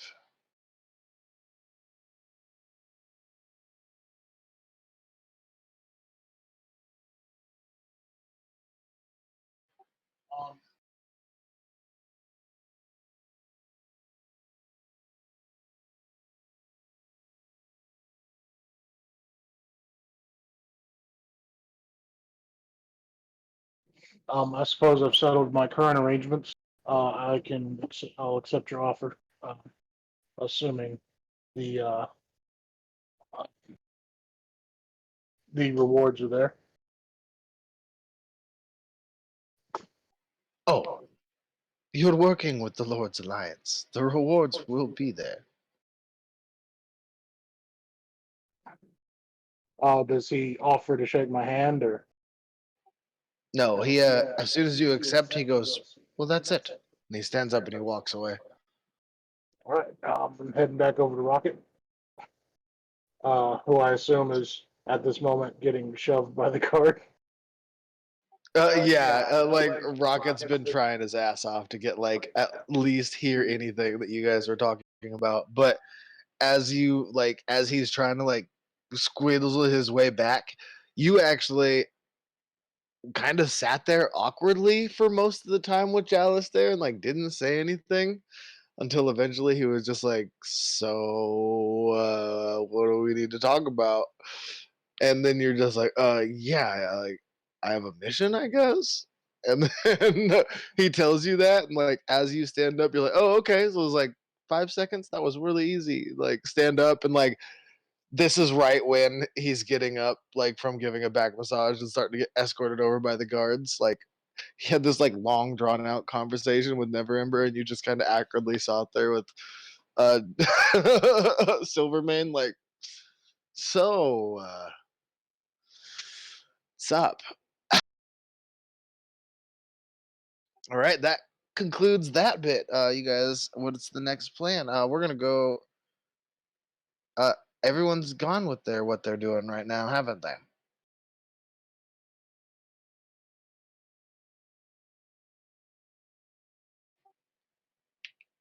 Because Lodia was just getting the shield, right? Oh no, me and some talkers are gonna go do some other stuff real quick. Oh, that stuff you guys were talking about. Yeah. Yeah, that is gonna take some checks and stuff like that. You guys want to get in on that now? Yeah. All right. I got your message. Come talk. Uh, so essentially, the two of us were gonna go and kind of leave town. But before we leave town, I would like to go travel to. I go back to my store message to the meadows. Well, the Snow Beetle Orchard and Metairie. And talk to some people first.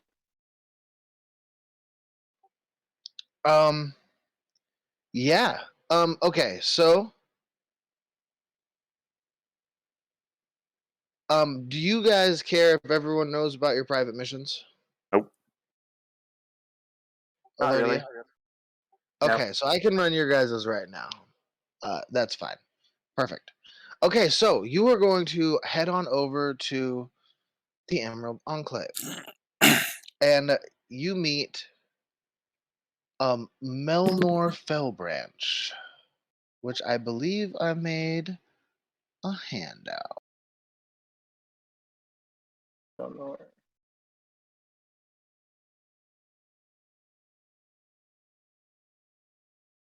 There it is. Got it. There, yeah, you guys should be able to see him now.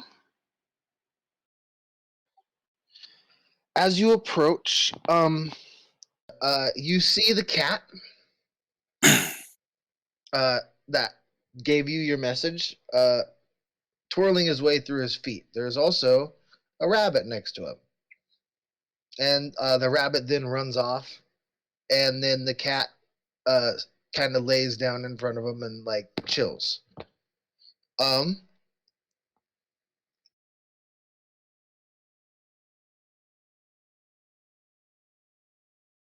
As you walk up, he goes, "Oh,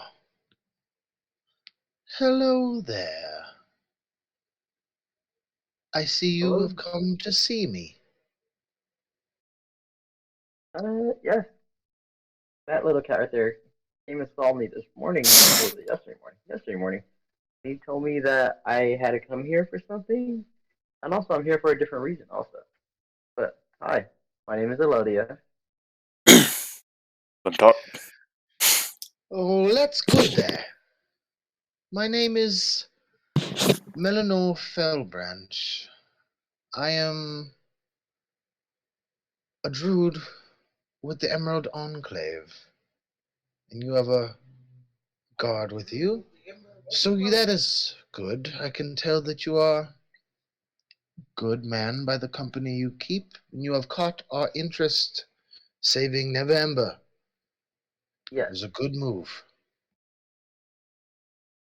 He seems to pause greatly between, like, to really think about what he's going to say next, but it was like, it's never something super deep. So, what I would like for you to do for us is the outlying farms are being terrorized by a scarecrow come to life. It has slaughtered livestock, chased horses, and spooked farmers. No people have been killed yet, so the city guard is dragging its heels. But something must be done. Hmm. And he Right. kind of pointedly looks at you, Klimtok, when he says that, and then looks back over and says, "But something must be done."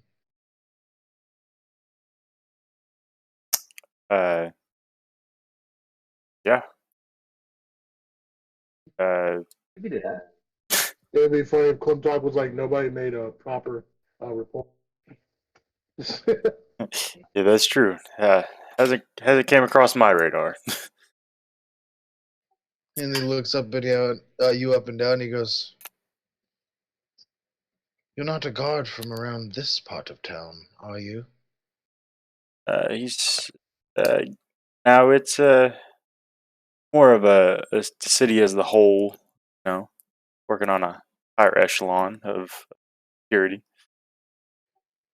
Ah, you must be trying to get into the Force Grey? That's correct. Ah, it would not have come across your radar. I believe it is not in your wheelhouse. But if you were to help him, it would be good for both of your reputations around the city. Your word carry a lot of weight, city. Mine carries a considerable amount, but hers carries a great amount. Speak to Jareth Falcon. She lives at the Falconmere. It's like I'm not gonna do his whole accent for this whole part. It's a doesn't exactly say where it is. Um, it's somewhere in the North Quarter though, so we're gonna leave it at that. And she lives in this just pretty manor, and she actually offers aid to you guys and places to stay and like healing and food and stuff like that. With you being a part of the Emerald Enclave, she'll open that door to you and everyone that you bring with you. And she has like places all over the city to help you guys hide and stuff like that.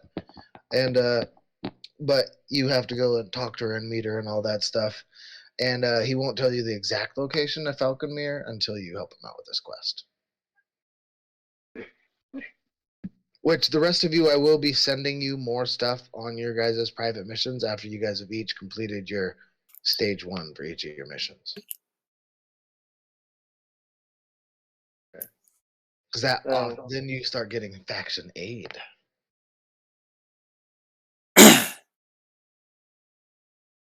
So yeah, we'll take that mission. So you just want us to go to the outlying farms, see what's going on, see what's killing the cows. Yeah, and he's asked to see your map, and he shows you kind of like where generally in it on it they've been having the problems, and you notice it's to the farmlands out to the let's see here, where are you guys at on the map? Let's take you 2 maps out. It's in these farmlands. See how the dead, or the bottom of the dead there, how there's those farms that stretch out there? Somewhere on those roads, where those farms out to the right side of the map are. And it could be any of those, like all the way up and down. It's miles that you guys will have to look through. But I would say that he is able to bring it down to a 2 square mile area that it's been happening a lot more than the rest of them.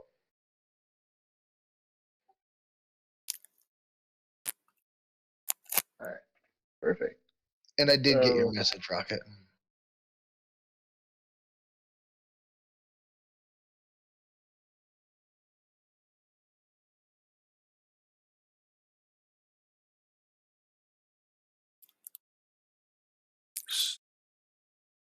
Ooh. What's the plan? Think we should go so leave a note. what time is it right now?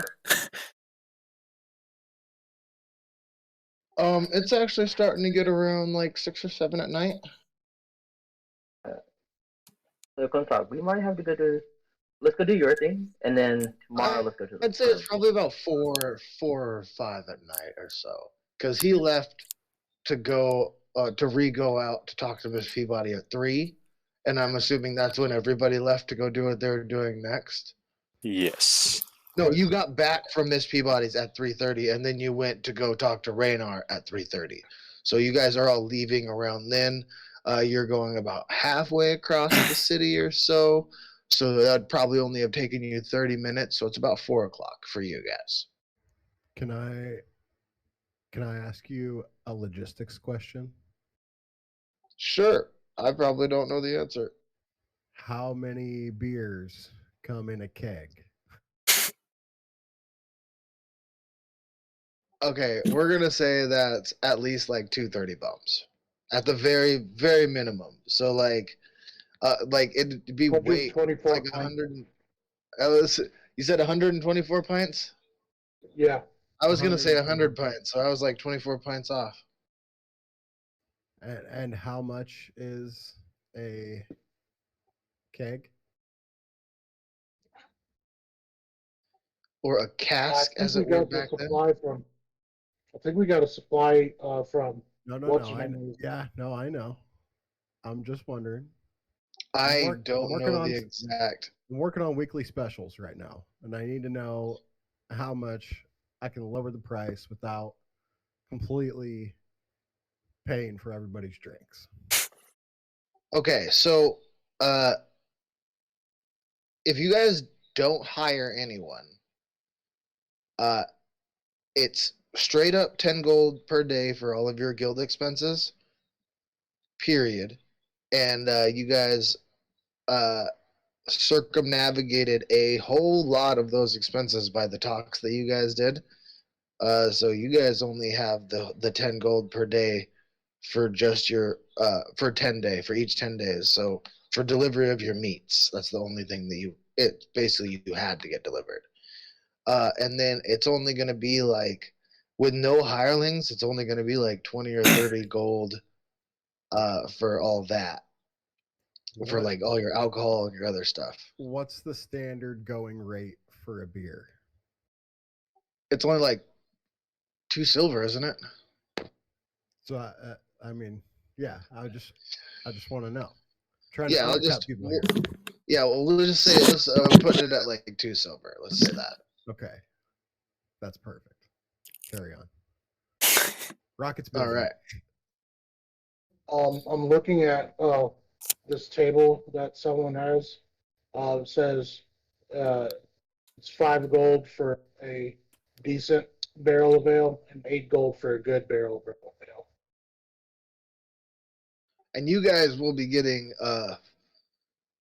you guys have your first barrel already compensated.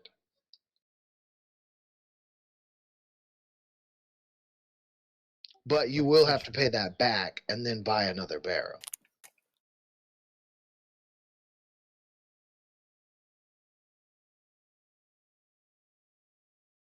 I'm just going to tell you that she did agree with that now that she saw you again. Yeah, I know that exchange was quick. They were preoccupied. Yeah, they were a little busy. Wine is a bit different. I don't know if you wanted to sell wine at all.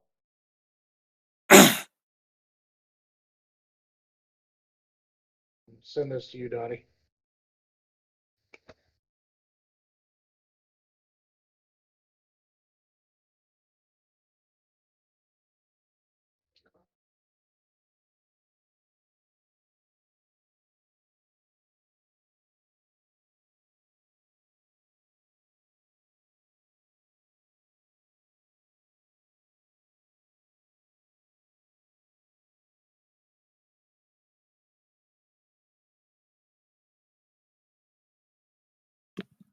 So what are you guys up to now? So if it's still pretty early in the day, does Klimtok have any idea how far the western mountains are from where we're currently at?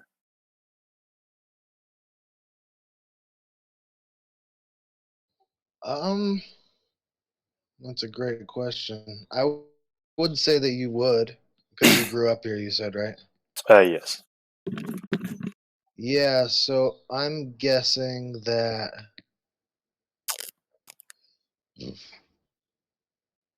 I'm guessing the Western Mountains are. A good day's travel or so, probably. Yeah, that's probably a while out of there. Like, you're gonna have to, like, go out through the forest, because you guys are right on the coast, and west is water for you guys right now. So I'm not sure how I'm gonna work that one out, to be honest with you. Okay, fair enough. So I didn't think of that, actually. I thought that it would just be somewhere in the city. I didn't think that. I was like, oh wait, I should probably figure out where the Western Mountains are. But I'm gonna say it's definitely not. It's definitely not a night, like, because it's already getting towards 4 in the afternoon. So like, In a port town, so they could just get a ride in the sailor. yeah. I'm assuming it's somewhere across, like, the water there, or it's like north of you or something like that, or south of you or something like that. But I just literally have no idea. oh no, it's all good. I figured it'd probably be a little ways out. Ride the So, rocket. uh, that's the case. So Elodia, do you want to check out your farmlands a little bit? Call it a day. Well, we can always ask um, Melanor Fellbranch if he could send a message with his cat all the way to the rest of our friends and see Yeah, if they want to meet us at the farm. yeah, we could do that. That's pretty quick. Version. Yeah, he'd be amicable to that.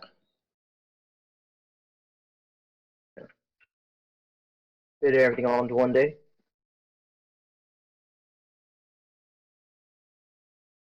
Uh, do you think we could do it all in one day? Is that what you said? Yeah. Uh, I mean, a You couple. mean the scarecrow stuff? Yeah, the scarecrow stuff. Yeah, I'll say you guys can get it done tonight if you guys all wanted to work on it together. Yeah, so I want to see if he could send his cat to go pick up Rocket and Virgil and to tell them to meet us at the farmland. I have something that I want to do, um, and it's going to be fun. I'm in. All right, so you start following the cat, Virgil. Do I have to start doing that guard thing? That would start tomorrow morning at like 6. This is a few hours out, isn't it? No, yeah, it's only 4 in the afternoon right now. Oh, well, if we can be back, I suppose I could do it. I'd say if you guys all did this, you'd probably be coming back around. Uh, you'd probably be getting back here later in the night. Okay. Um, what time tomorrow do this happen? You said it's 6? Yeah, it'd be 6 in the morning for the guard shift. You'd probably be getting back around. I'll say that you'll be getting back just in time to take a long rest to go directly out to your guard shift. I will help you guys out here if one of you deigns to help me out with the guard shift.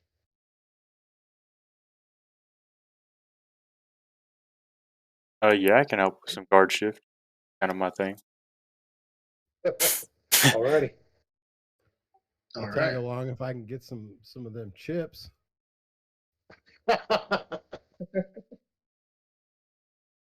All right. So you guys go out into the farmlands then. I'd say you guys meet up north of the city where the farms start.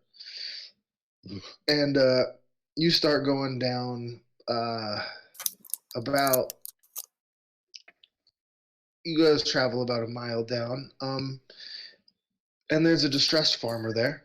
And he's talking about how one of his cows has disappeared last night. Roll investigation checks for me, everybody.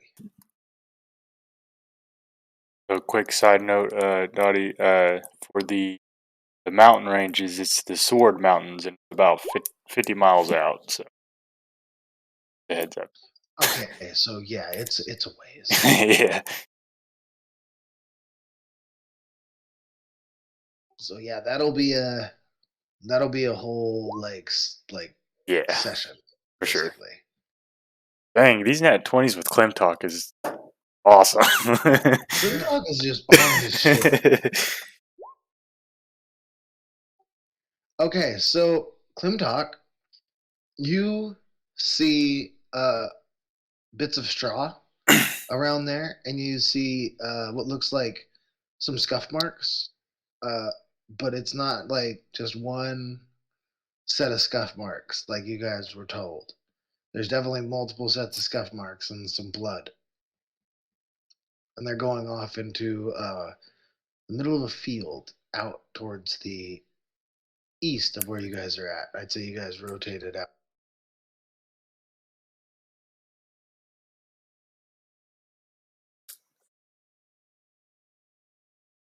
You guys see that?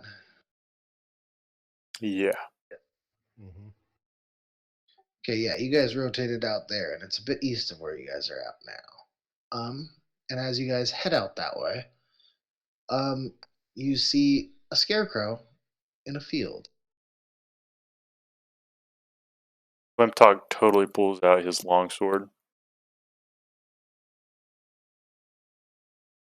What are you doing, Doug? I don't know yet. Oh, I haven't told you yet. Shoot the Well, the scarecrow. fun is we're looking for something. Something with Scarecrows cows. Something with scarecrow. don't usually.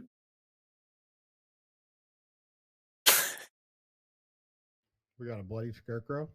What it's looking like.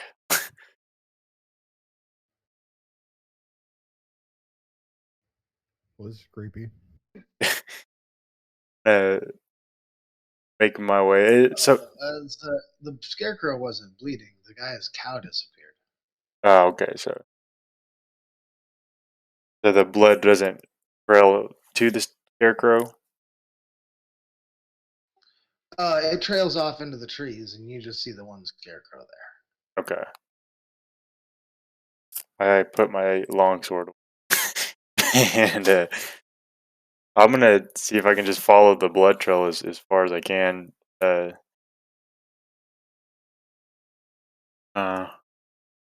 Actually, of you guys has minor illusion, right?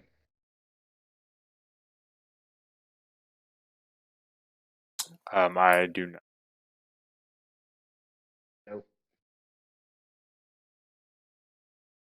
I was thinking if someone had minor illusion, they could make it appear like there's a cow there or something. Nope.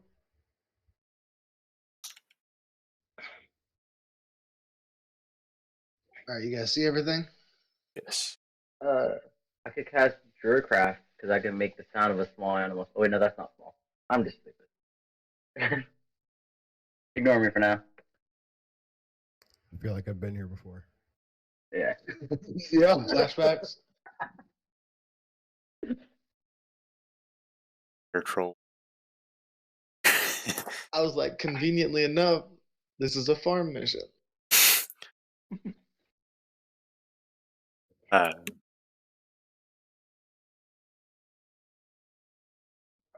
Why don't you approach the scarecrow? Is this the scarecrow over this direction, or is it over? It's the troll out in the middle of the field. Okay. I forgot to do a scarecrow token. You're good. So yeah, I'm gonna hop over this. Try to make my way into the field. Perception check. Oof. Okay. Yeah, well, Witnessed Klimtok anything. sees. Klimtok is like, I'm blind. Oh my god, I can't see. I just kick up some dust and I'm just. Oh my eyes! Oh, shit. What does Pocket say to me? Looks nasty over there. Is picked up by the wind and floats gently directly into your eye. um. Yeah, Virgil. You noticed that on the hands of this scarecrow, there's blood, and it's quivering slightly. So it is a bloody scarecrow. All right, roll initiative. I'm going to run directly up to it and hit my hammer. Like it's a training dummy.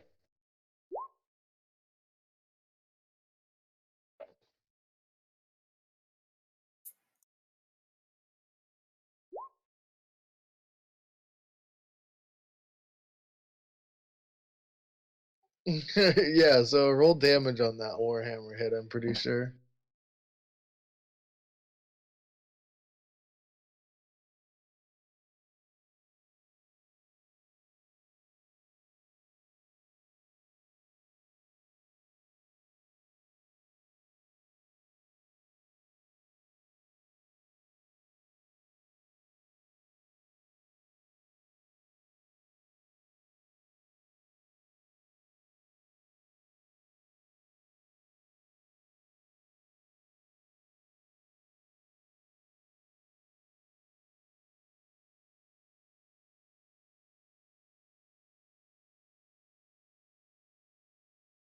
How tall are these stone walls?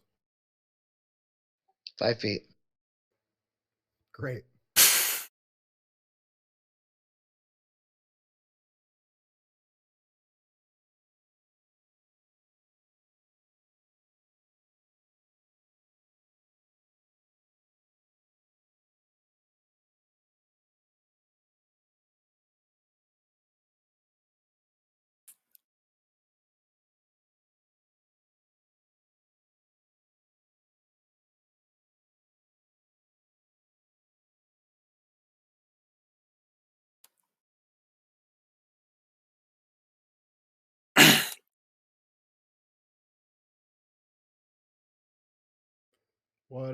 What do you guys see over there? What? Scarecrow's moving and it's got bloody hands. Fuck it up. What the hell kind of mission did you invite me on? I said it was fun. This is not fun. This is not fun. This is your view of fun is skewed, Elodia. Where's the trees? Did you get the oranges? Oh, I've got to get the oranges. But God Virgil's damn having fun.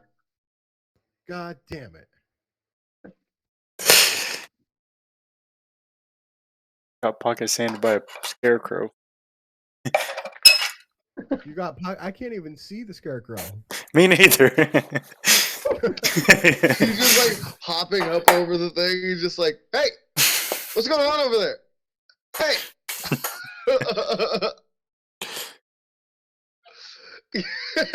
Dog, you're just right in front of it, just no idea what's going on. Oh, there's a piece of straw in my eye. Oh, this is going badly already.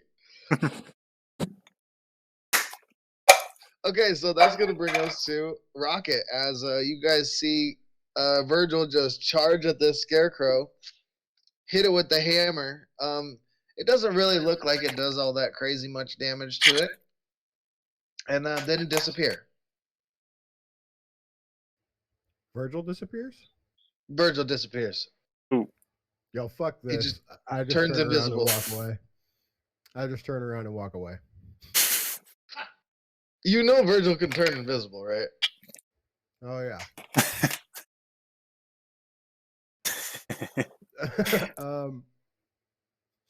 Yeah, I just keep jumping over and watching what's going on. That's gonna be your turn. Yeah, I mean, if something tries to come up this path after me, I'm gonna fuck them up. But I'll at least hurl a vicious mockery at him. But Yeah, I don't know what's going on over here. So, Rocket's Hey. playing it safe. That is fair enough. All right, that brings us to Clem Talk. Okay, I'm gonna wipe my eyes as soon as I can see again. I'm charging the scarecrow, and There are two Elodius. The one on the bottom can't move, so I just threw myself on there. There it is. Oh, I forgot to do like refix all y'all's tokens. That's my fault. I'll remember to do that tomorrow. Okay. um, yeah, I'm okay. I'm gonna, I'm gonna actually not move up all the way. I'm gonna use a breath weapon. Me and Dom were wondering when you were gonna do that. Yeah, I was saving it. Yeah, I'm gonna use a breath weapon on this guy. It's fire damage, so I was gonna say, what kind of dragonborn are you? gold again. No wonder you're so noble. Yeah. I don't know how to roll that D&D Beyond. So you would click on your There we go. I got it. that.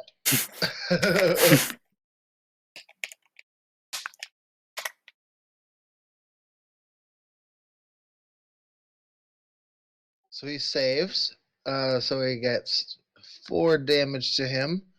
But you see him kind of ignite a little bit. And 1 second.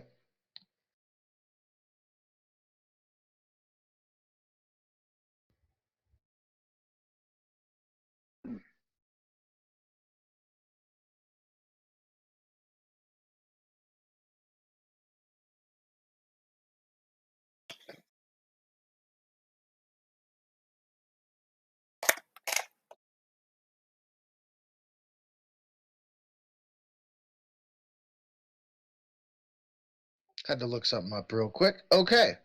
So yeah, you hit it like, say you just hit it square in the chest. And it kind of jumps out of the way at the last second, but then the glancing part that still like went across its chest, you see ignites a big swath of it.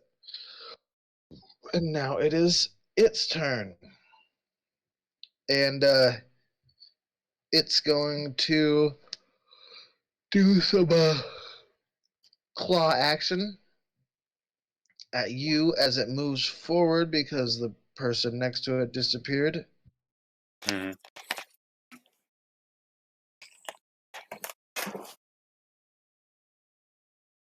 Does a 15 hit?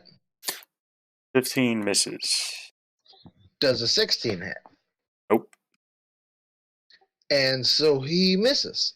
And that's going to bring us to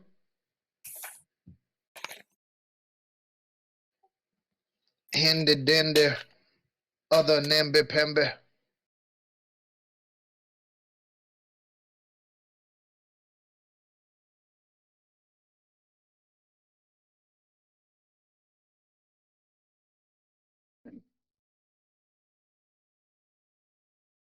Totally forgot about this divine scent.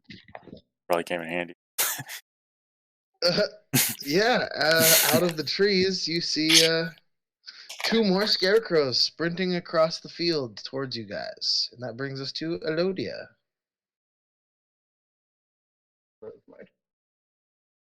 Can I get on top of the fence? And do I have to roll anything to jump on that fence and just stay on the fence? Yeah, sure. I'd say it's like 2.5 feet wide and 5 feet tall, so not too hard to stand on it. All right.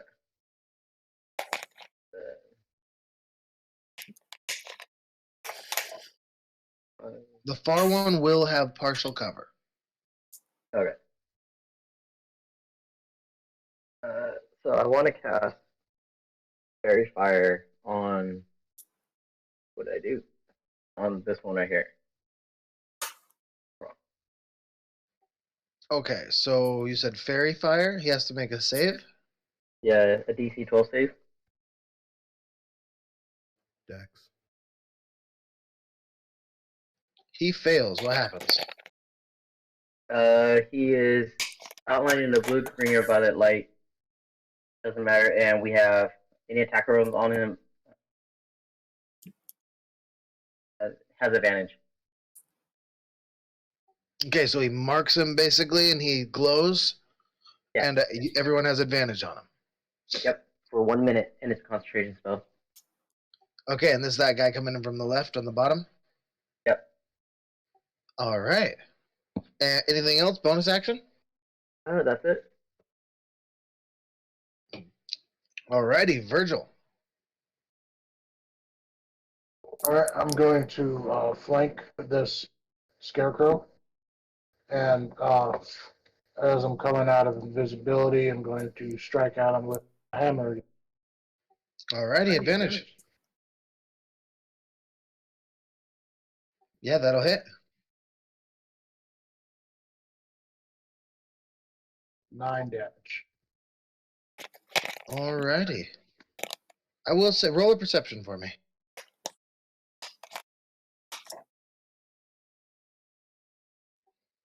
You know that your attacks aren't doing as much damage as you know that you should be doing.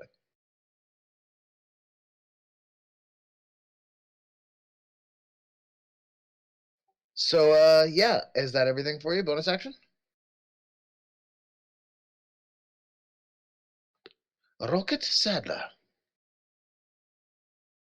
Can I try to climb up on the wall too? Yeah, you're gonna have to make an athletics check. Or acrobatics, whatever one you want. Yeah, that easy. You pop up there like you were meant to be on there. And it's actually super easy for you to run down the top of this wall like it's like a road for you. Okay.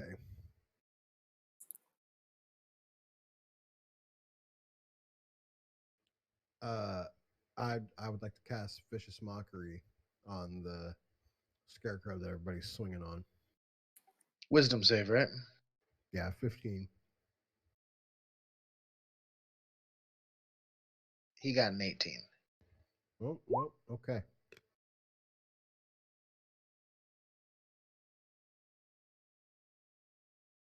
I would use my bonus action to send some inspiration to Elodia, since I was inspired to get up on the wall because they were up there. Like, hey, see? It's because of you. It's because of you. Yeah, bonus, Bardic Inspiration to Elodia. That brings us to Klimtok. Right. Going for the long sword.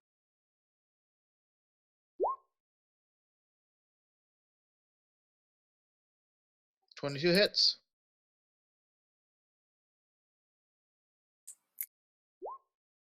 Gosh. 9 slash. All right. I want to shout out to Rocket. It's like, I was thinking of a good name for the place. How about Half a Night In? Half a night in. It's on the list. Yeah, that's pretty goddamn good. And I like it. I think that's going to be it for. That's everything? And Yeah. that's just regular slashing, nothing anything special? Nope. Regular old slashing. Regular roll slashing DiMaggio. Okay, and so he's gonna like try and hit you in the face.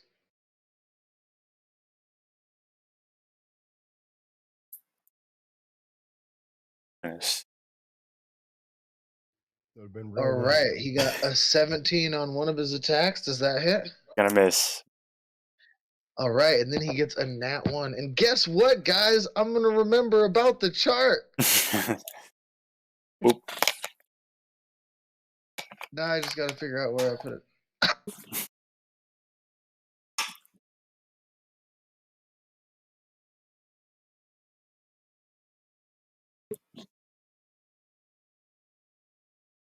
I don't remember which one I downloaded in, but luckily we don't message on Facebook very much, Randy. True.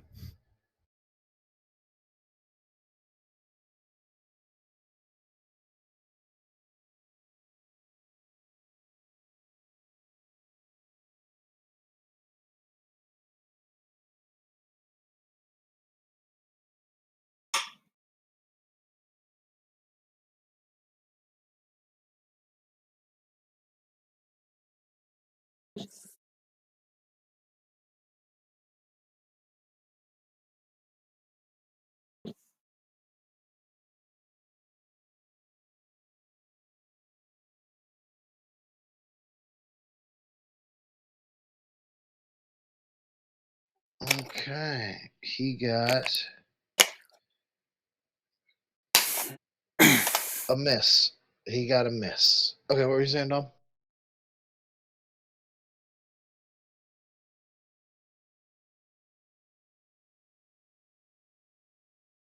No, I'll figure it out, man. I got you. Don't worry.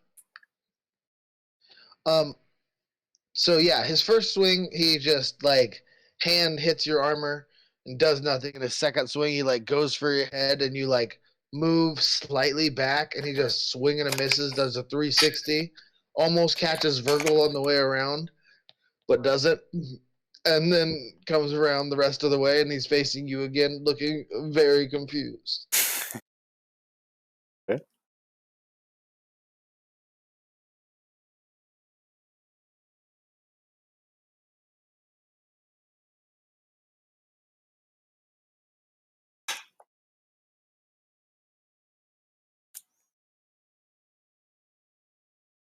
I will say that for all of you regular height people, 25 feet, or it takes off 5 feet of movement to move over the walls.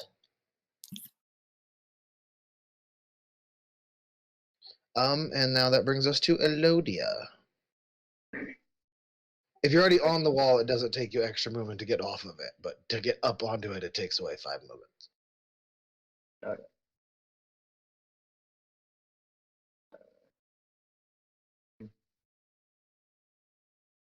Since he's coming closer, I would like to use my wild shape for my druid. And you'll see me pull out a fungus and it dissipates and I muse. So now I have pretty much like a symbiotic entity around me. Uh, Are you a Circle of Spores druid? yes. Oh my god, that's amazing. I've been wanting to see how one of these plays out. I'm so happy right now. It's actually pretty. I've been like reading on it. It's actually pretty useful. But that's an action, and that's all I could do. And now I'm gonna wait. All right, so you're chillaxing now? Yep. All right. Virgo. Virgile. Virgili 2.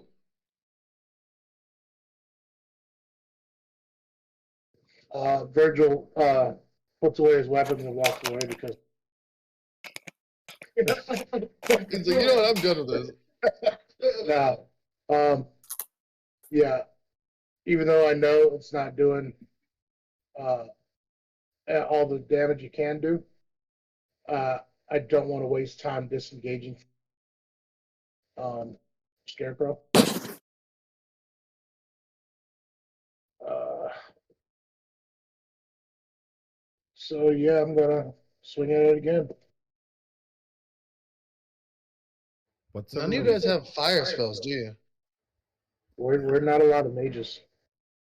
The breath I weapon. mean, those two are kind of mages. Yeah, 24 hits for sure. 9. how's everybody's health looking? Pretty I decent. don't think anyone's been hit yet. Oh, cool. It's not looking great.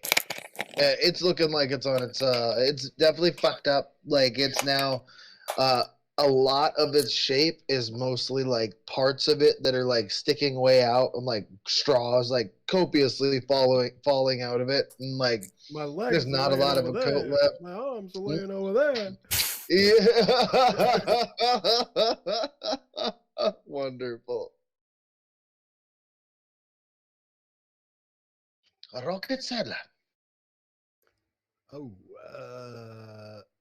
okay.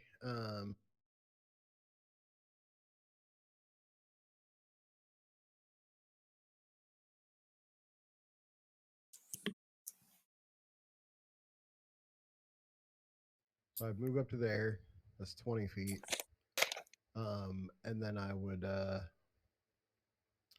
hurl another insult at this scarecrow and be like, "Look at you! Your legs are over there, and your arms are over there," and just try to get up in his head. You got a whole 4 to save. A whole 4 to You know, save. yeah, you really just had to come up with the right insult. That's all it was, Randy.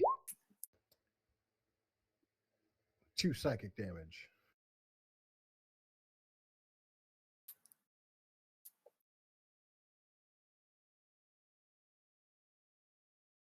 It like uses the part of its arm that still's working, and it's kind of like holding its head.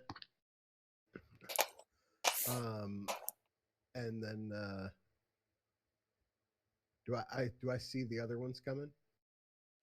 Oh yeah, you guys definitely see these guys. They're full breaknecks, not a full sprint, but they're definitely running towards you guys.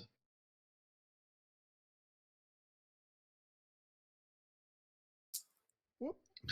Better than a zombie shamble, worse than a jog. Yeah, I just pop right off the wall there, yelling like, "You got it, Clintock," and giving some inspiration. I just imagine you like doing the double middle fingers over the wall as you fall back. You got this. If I have to throw my boomerang, I will, but I don't really want to.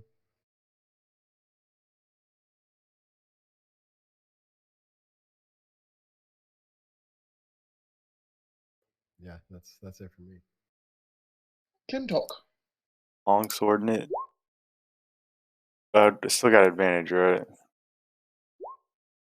That's what I'm Yes, talking you do. about. Oh, there's a crit. Yeah, yeah. Crit. That's 18 damage. Oh, Iris. Very nice. Very nice. Doing a roll on the chart for crits too, or is it just fails? Yeah, actually, I will roll on the chart for the crit because you might kill it. You do kill it, but so you could tell me what you do to it while I look at the crit chart. All right.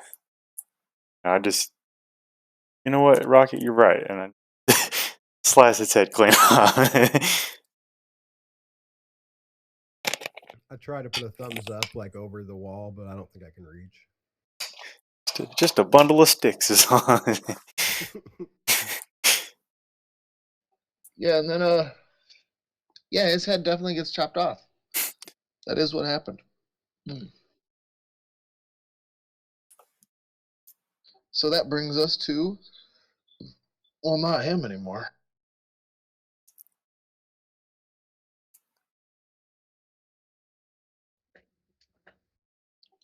Brings us to B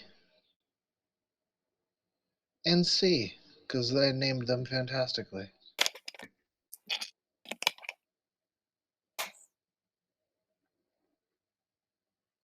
Clemdoc, this guy's going to try and hit you too. If he moves there, I use my reaction, which call Halo Spores, and I get to do 1d4 damage on him. How much range does that have? What? It's just a reaction. Oh, just wherever they're at? Yeah, as long as he's within 10 feet. If he moves anywhere within 10 feet of me. Cool. Con save? Yep.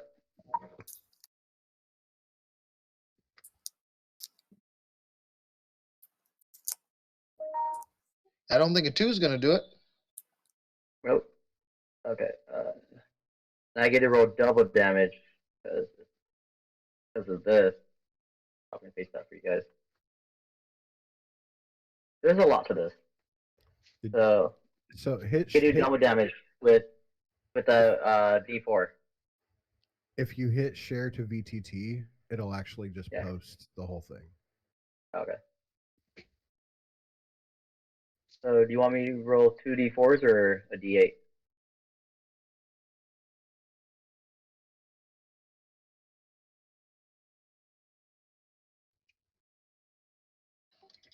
Yeah, hold on. I'm reading it, trying to figure it out. Always 2 D4s. Better odds. Better Yeah, I odds. was gonna say like I'm gonna call it 2d4s if that's what you're rolling. I'm just trying to figure this out. So you haven't used the second wild shape to awaken it yet? No, I just have to use a wild shape, and once I have a wild shape, my Halo Sport is a reaction. It's just there.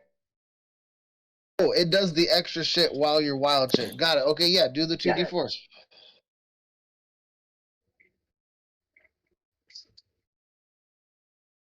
We Oh could. yeah. Oh hell yeah. Yeah. Very nice. And what kind of damage is that? Necrotic? Necrotic damage. D4s on roll 20 are broken. I'm just gonna throw that out there. Definitely. Yeah, they definitely work way too well all the time. Like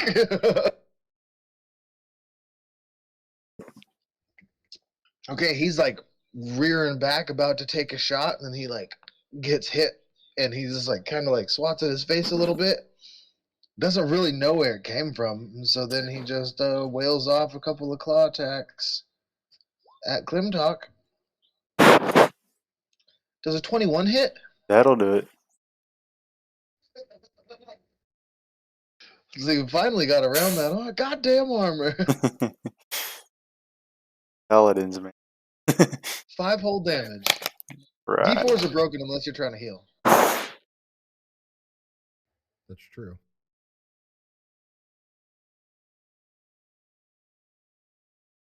Now it's your turn, Elodia. So it's my turn. Yep, you just used your reaction. And he was the last person to go before your turn. All right. I would like to walk up to him, jump off the wall, and then hit him with my rapier. That'll hit. Okay. And then I also get a 1d6 on top of this because of my wild shape. Oh, cool. So is it changing the type of damage than piercing, or is it all piercing? No, I think it's well, it's right now it would be 10 piercing and then it'd do a 1d6 necrotic. Okay, so the 10 piercing, so it's gonna be Yeah, 5 as long as I piercing hit, damage, and then as whatever long as your I hit DC. him with the melee. Yeah, so it'll be 5 piercing and then 3 necrotic, so 7 damage total, or Okay. 8 damage total.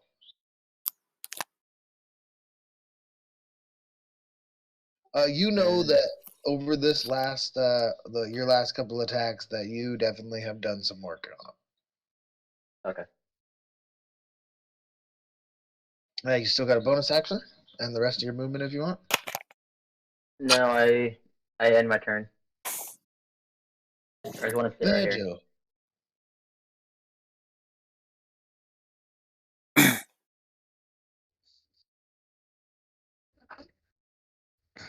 Sorry, I was looking.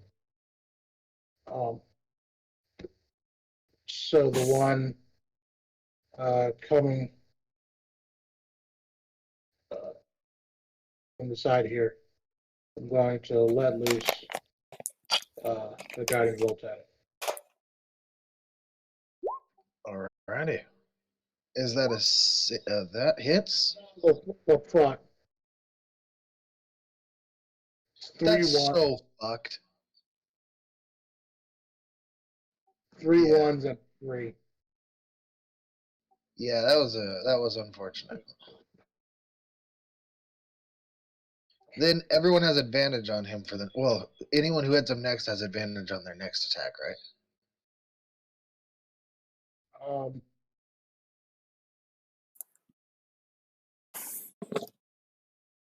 The next person who hits him. Okay, perfect. All right, Rocket, you're up. The one next to Klimtok is glowing, and the other one has advantage on it. Okay. Well, let's try to get up the wall again.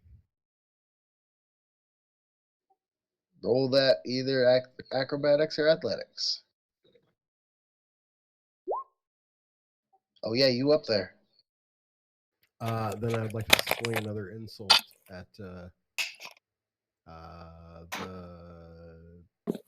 this one. Alrighty. Wisdom save.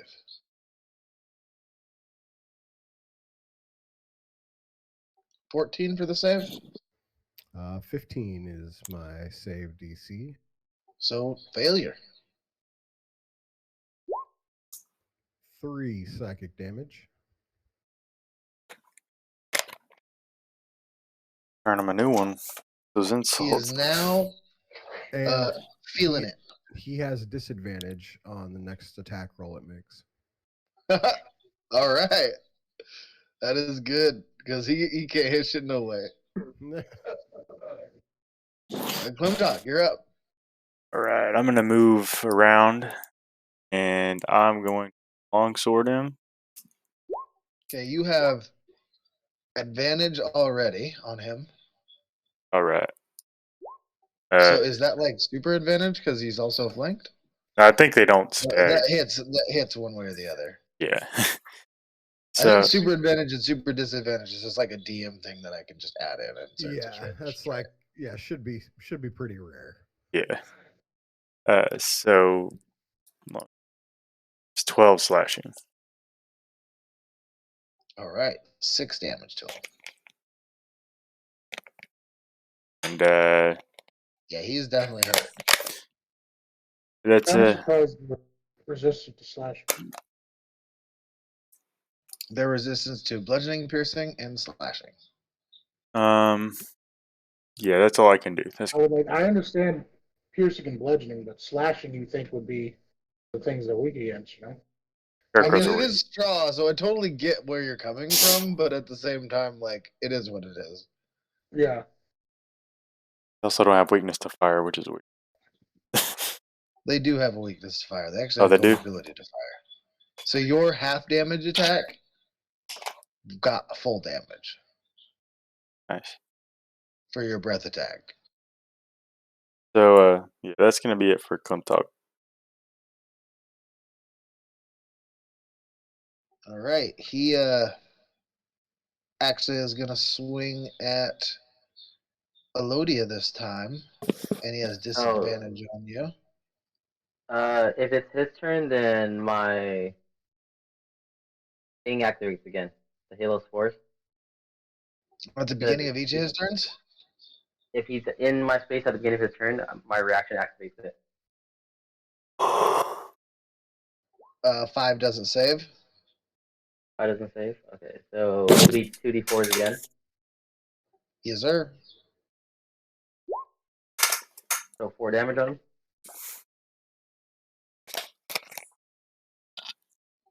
Yeah, he's looking real fucked up. Okay. And his first attack was a 7. That misses. And his second attack is a 18 or 21. 18 on the dice. All right, 4 damage. Roll a con save.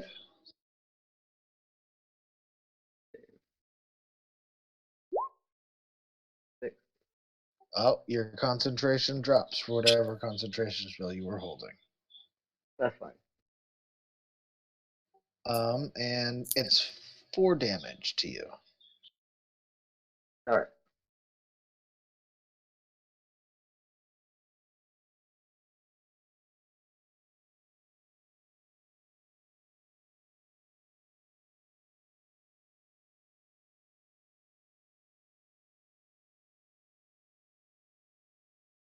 A 9 don't hit you, does it, Virgil?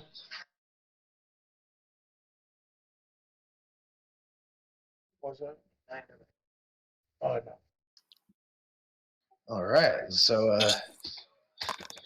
first one scratches you a little bit. Second one comes after Virgil and just whiffs real bad. That brings us back to you, Elodia.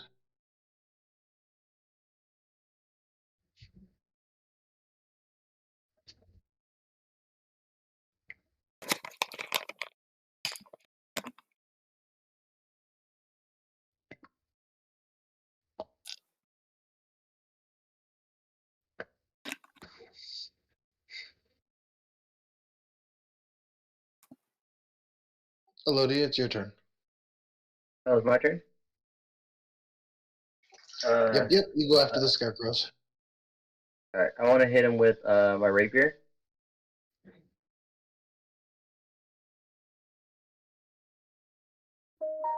Roll that DiMaggio. So I'll do 4 damage, and then I also do, forgot already, an additional 1d6 on him of necrotic damage.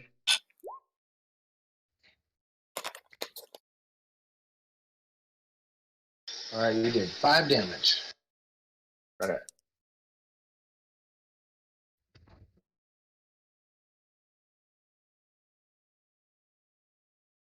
And then that's everything I could do.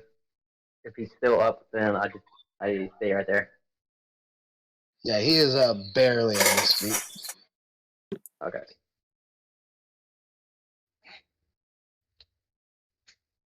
And Virgil.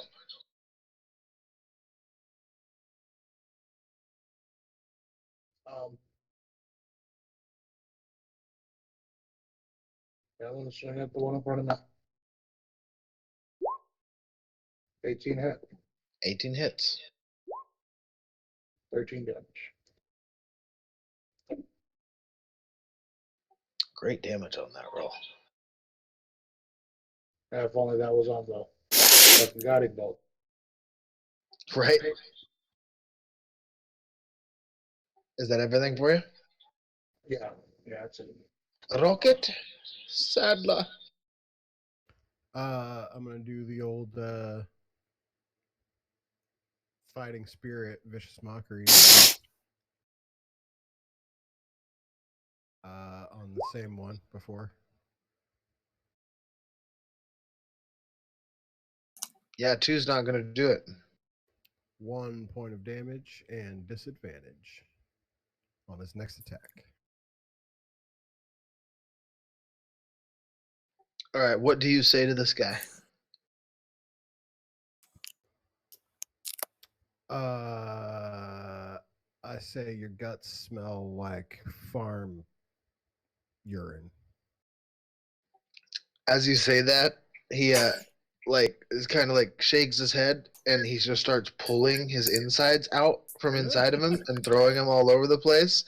And as he like pulls out like this one big chunk, he throws it in like this kind of like goopy glob, hits the ground, and he just collapses into a pile of straw. Huh. That was a good one, Rocket. There's actual shit in there. Dog you up. All right. I'm going to longsword, and I'm gonna throw a divine smite into that one. All right, I was wondering when you were going to do that. Saving it. So that's an I don't extra. think these guys have hit anybody except once. I think they hit fucking Elodio once. They hit me once, but they hit my temporary hit points. They didn't actually do damage to me. Yeah, I was gonna say I don't think it actually hit you because you had 5 temp hit points, right? No, I have 8 temporary hit points, and he only did 4 damage, so I haven't been. Oh yeah, not even close.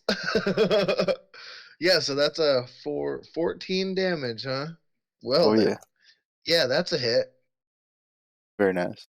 That'll be it for. Actually, am I able to squeeze over this direction? Yeah. Okay, and I should have done that first. But yeah, that's a Talk's turn.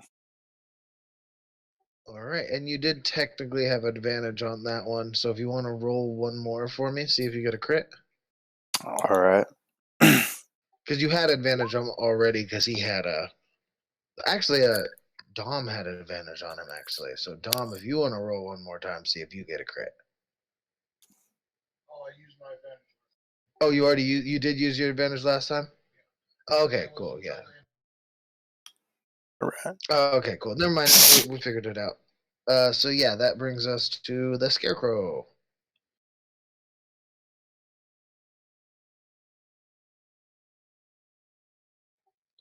Yeah, no, that was just because of advantage. But we were just seeing if you got a crit. So 8 to hit you, Klimtok. That doesn't do it. And a 13 to try and hit you, Virgil. Does that do it? He just like puts his arms out and like spins in a circle really fast, and you guys like see it coming from a mile away and just lean back slightly.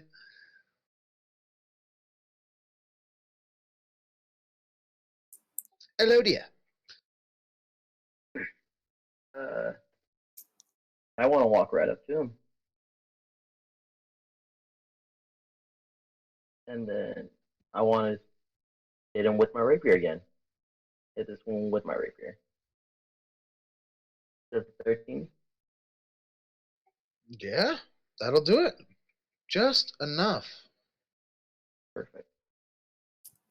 The 8 piercing. Let me roll that d6 for you.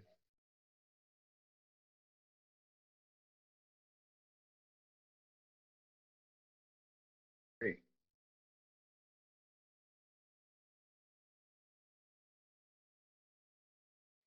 Lodi, what do you do to this guy? I will probably hit him with my rapier. I stab him, and while I stab him, my spores kind of envelop him from the inside out. Very good. And like it just spores start coming out of his like scarecrow like straw and shit, just Yeah. eating it away. Hell yeah, I dig it. Yeah. Congratulations, you guys fucked up some scarecrows. 150 XP apiece. All right. And you guys didn't take a scratch. Got hit a little bit. Oh, you did? Yeah, it's all good though. Ain't too bad. Lodi got hit, but it didn't even get past the temp HP. I didn't do anything. Did he hit you once, Klimtok? Oh yeah, he did finally get you with one hit. It did. Um, Really proud of that before he got turned into ashes. I'm gonna touch myself a little bit here in this field. Lay on hands. Yeah, perfect. Oh yeah, you guys are the ones that everybody has just a little bit of healing. Just a little bit. It's pretty fucking fire, I can't lie. I love it. All right, so you guys want to head back to the Emerald Enclave and turn your shit in? Yeah, we'll head there on the way back. Unless someone else has something else they want to do. I want to stop everybody on the trail as soon as they get to like where I'm at. What the fuck was that? What I'm saying. Very evil.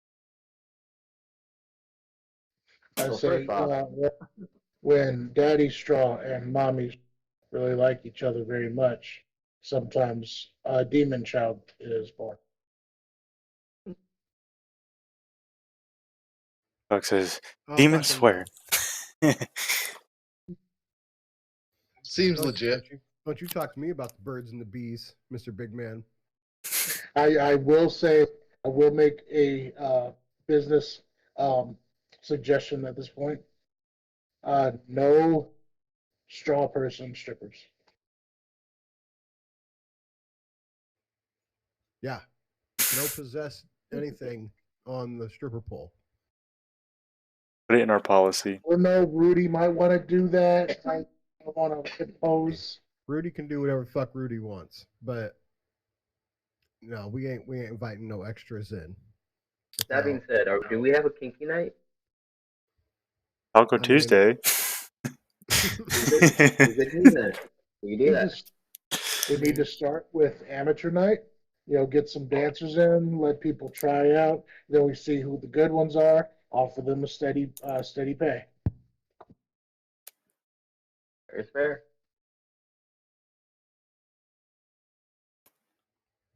no possessed hoes. No possessed hoes. That is a fair judgment. We do have a paladin, right? Yep. They don't know. Paladin and a cleric. Yeah, like we have means to decipher if a hoe is possessed, so we should And- make and- sure we don't allow possessed hoes. Definitely. Pull. To be fair, I'm a Zeus paladin, and Zeus is all about that. Tapping that. So, Zeus might show up and want to get a piece, but I don't impede. He gives me lighting powers. I mean, that's fine. As long as he ain't a possessed hoe, he can get on the pole. What if Rudy wants to get on the pole? Rudy, it's his bar, man. We're just running it.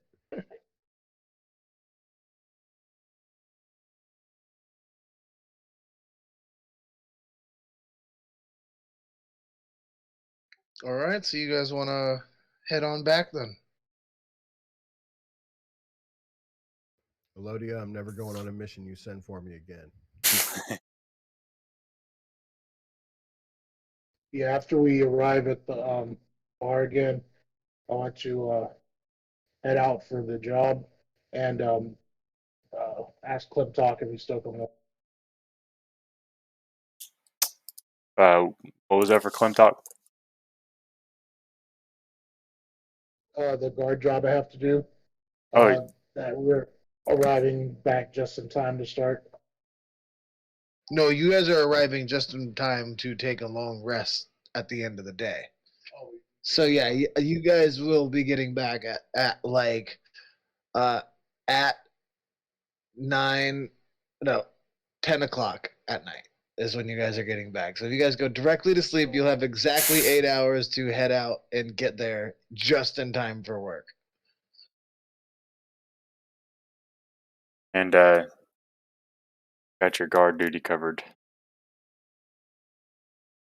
So Elodia, as you go past, they actually all everyone there as you come through, and they says, "Is this the group of people that helped you with your single scarecrow?"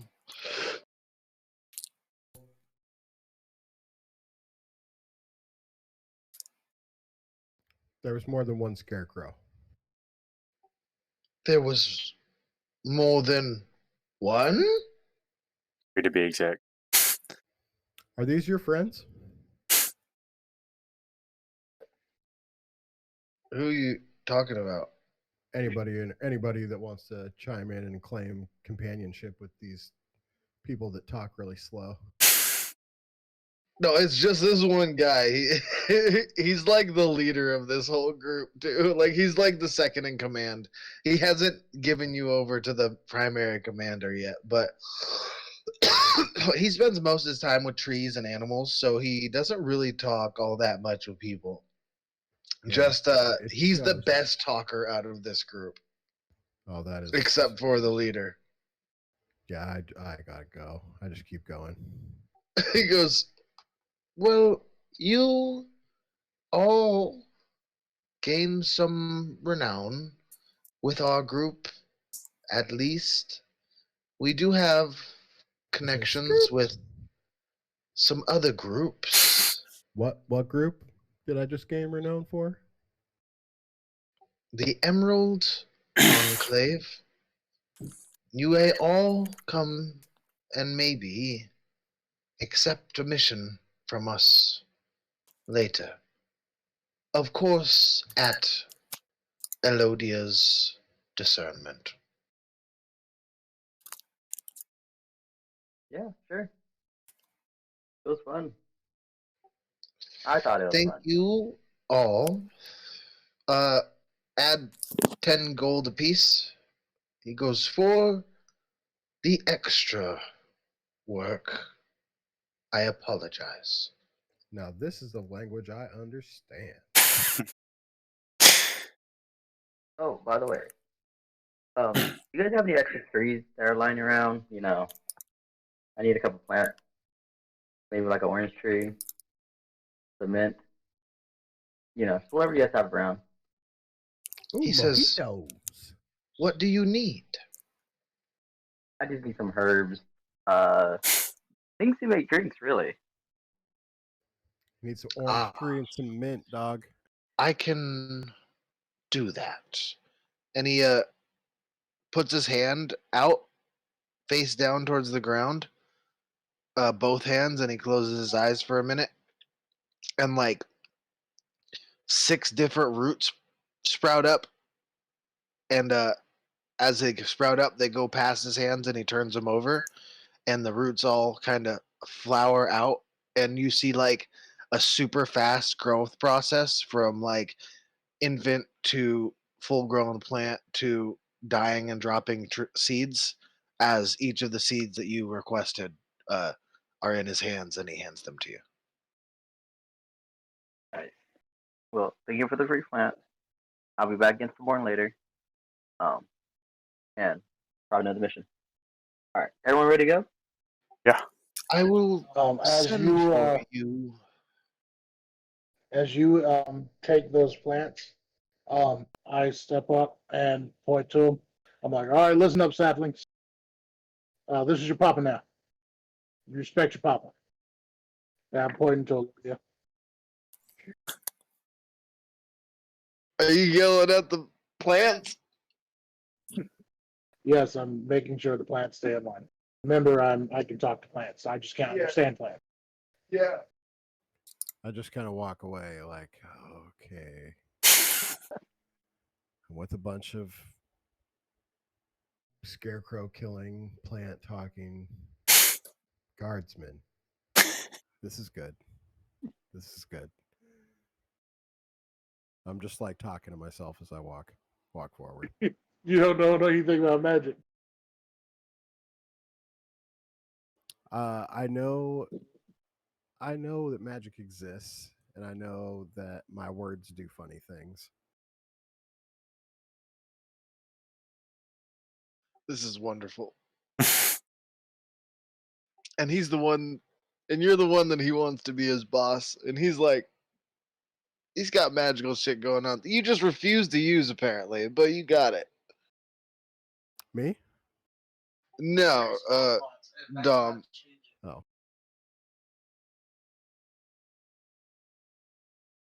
Yeah,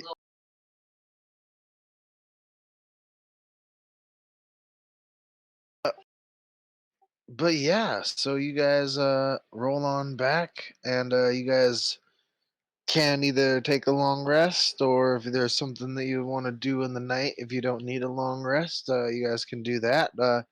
I would assume that Klimtalk and Dom probably passed right out to get ready for the next day because you got an early morning the next day.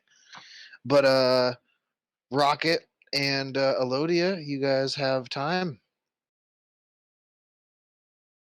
Yawning portal, dog. Yeah, Sounds fun. sounds like a good play. Would you say, Elodia? Oh, I'm gonna go with him. All right, sounds good. To the yawning portal we go.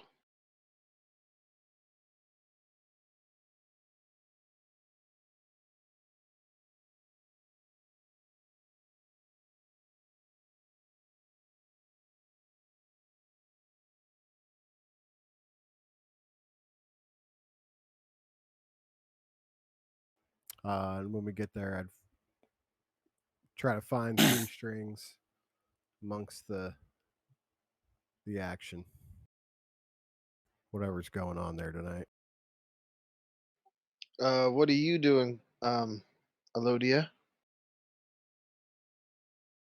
Uh, I would like to see if I could possibly. Wait, which one's the only for? That one. Okay, cool. I want to talk to the bar bardsman and talk about drinks and possibly stealing some of his recipes for us and how he makes them. Garden.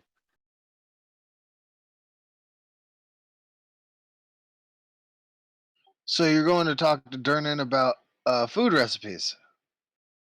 Well, yeah, food recipes and how to make like his personal beers.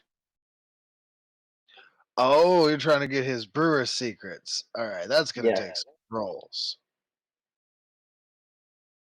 Let's go with I want a straight charisma roll and a persuasion roll also. For me, Yeah. charisma and persuasion. Randy, if you're finagling with the public, I want to try to find a chef.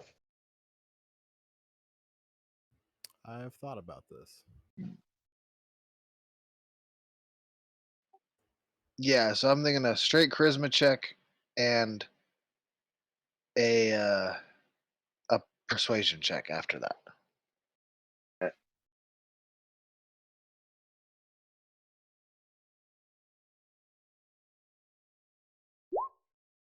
Not good. So it is. I never rolled the first one.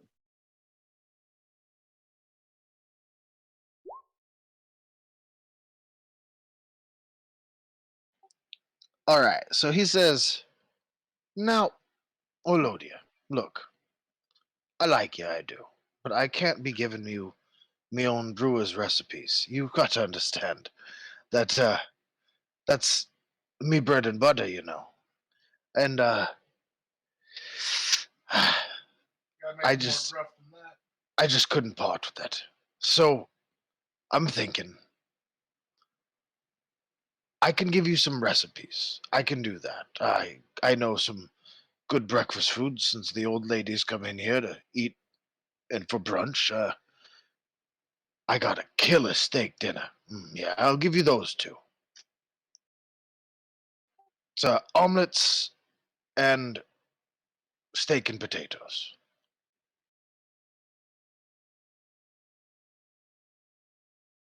I'll take that. All right, so he writes the recipe down and he gives it to you. Ooh. For both of them, like the breakfast recipe and the steak and potatoes. He goes, and to be honest, we go so late into the night that we're doing steak and potatoes while they're doing the omelets, and you just put that together. And oh, it's actually pretty damn good. Well, that's perfect for me. If we have the recipe, I might not have to go get a chef. All right.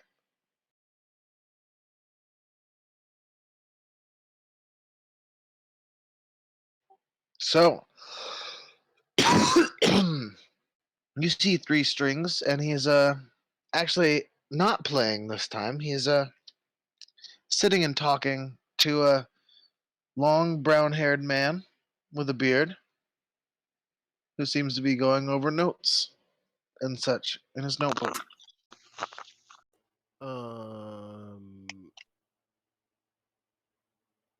Yeah. I walk up and kind of give him the look like this guy cool. Oh, this guy? Yeah, man, he's literally the coolest. If it wasn't for him, I don't even think that any of us would be here. Like, oh, well, Rocket Sadler the Third. Nice to meet you, sir.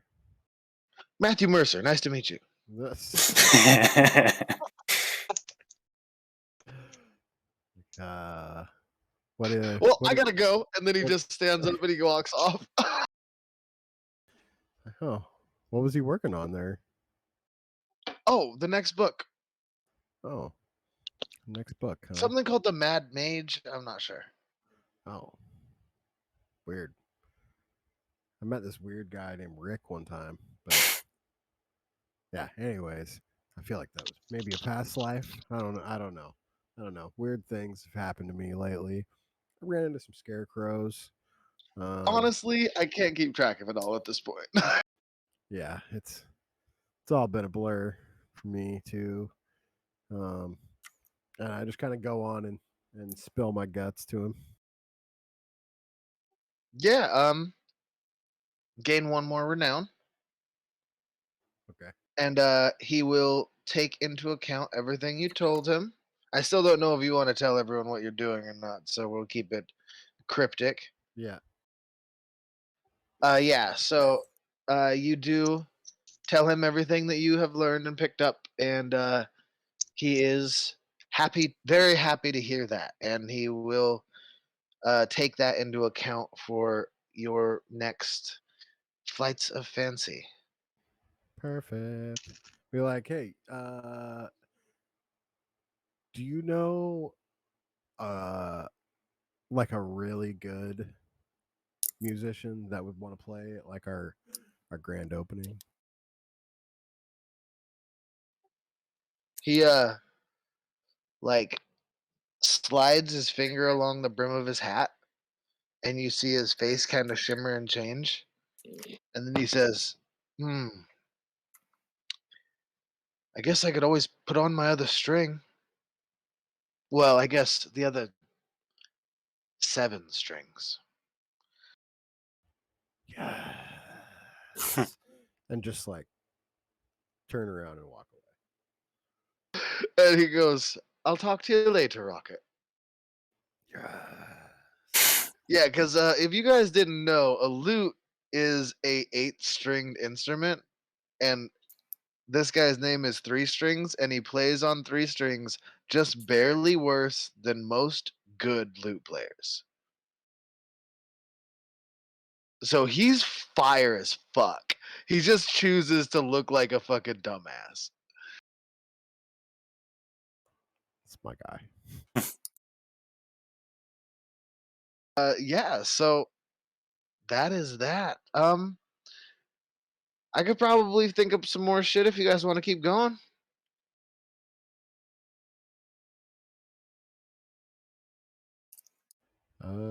I mean, I'll keep going if you guys want to keep going. I could also smoke a bowl and go to bed right now. So, whatever you guys want to do. I got a question for the menu. Surf and Turf Sundays. What's the deal on that one? I just seen 1 gold. Just 1 gold for the surf and turf. Okay. The steak and lobster. So You guys are right next to the water too. That's perfect. Yeah. But I forgot, like, D&D doesn't run on the 7-day week; it runs on 10 days. Yeah, 10 days. So So you got to think of a few more days. Yeah, I'm doing that right now. It's actually the most sensible thing. Going by 10s makes the most sense of anything that we've ever done as a civilization. That's what a 10-day is. That's what I was saying. Everything's on a 10-day.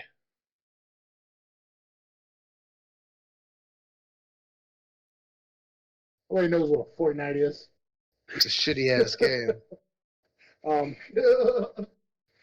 do you want to do this encounter Clem talk, or are you trying to get off? what's that? He said this guard duty would be an encounter. Okay. Could be an encounter. Oh, could be an encounter. I guess he's going to roll through it.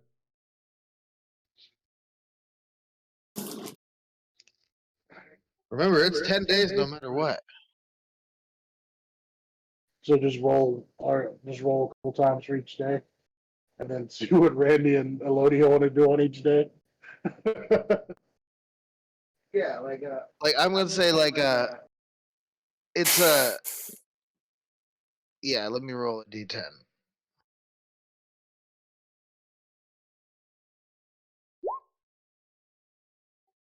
Okay, so 3 days. 3 days till you guys actually have to do something on that mission, but it is all day long, all 3 of those days, and then you do have the rest of that 10-day that you have to go all day long and guard these people every day. Okay. There might be more encounters after that. You have to guard them for a 10-day, and it is all day long every day.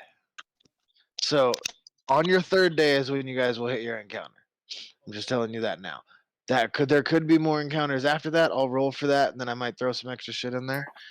But what would you and Elodia be doing during this, Rocket? So for the next 3 days, I will say by the end of your 10-day, if you guys still need to get the linens, and you guys still need to get the glass work done, and that will cost you as of right now, to get the linens will be 200 gold, and to get the glass work will be 100 gold. I just want to try to whore myself and work and get some money to cover those costs. All right. I'll put 200 gold.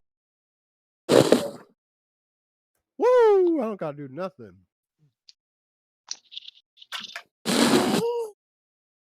Okay, so the till is up over 300 now, isn't it? I'll throw my. So yeah, that should cover the last of the costs that you need. I mean, you guys could always, pour yourself to lower costs. But, it is what it is. So wait, how much did you guys put in there? I throw in my 10. I put 200 in, and there was 100 and you said 13, I think, in there. Mm-hmm.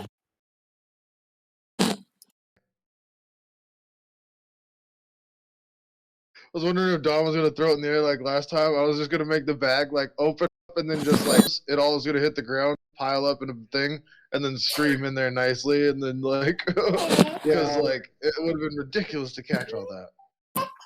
I'm gonna say, I'm heading out for work on the second day, and I'm I'm tired of sleeping on threadbare sheets. Please go buy some good ones.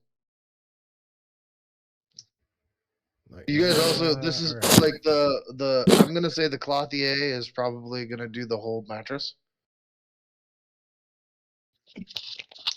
So yeah, we got 323 in the bed and breakfast fund right now. So it'd be 300 for the cups and the beds. Yeah, so it'll be about 300 separated between.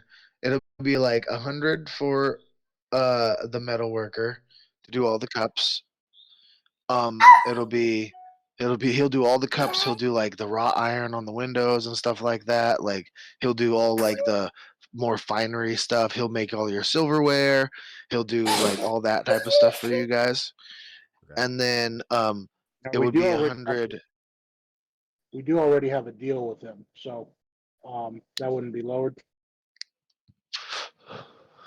That is much Now we- lower. He's doing fine metal work for 100 gold, which it itself would have been 250.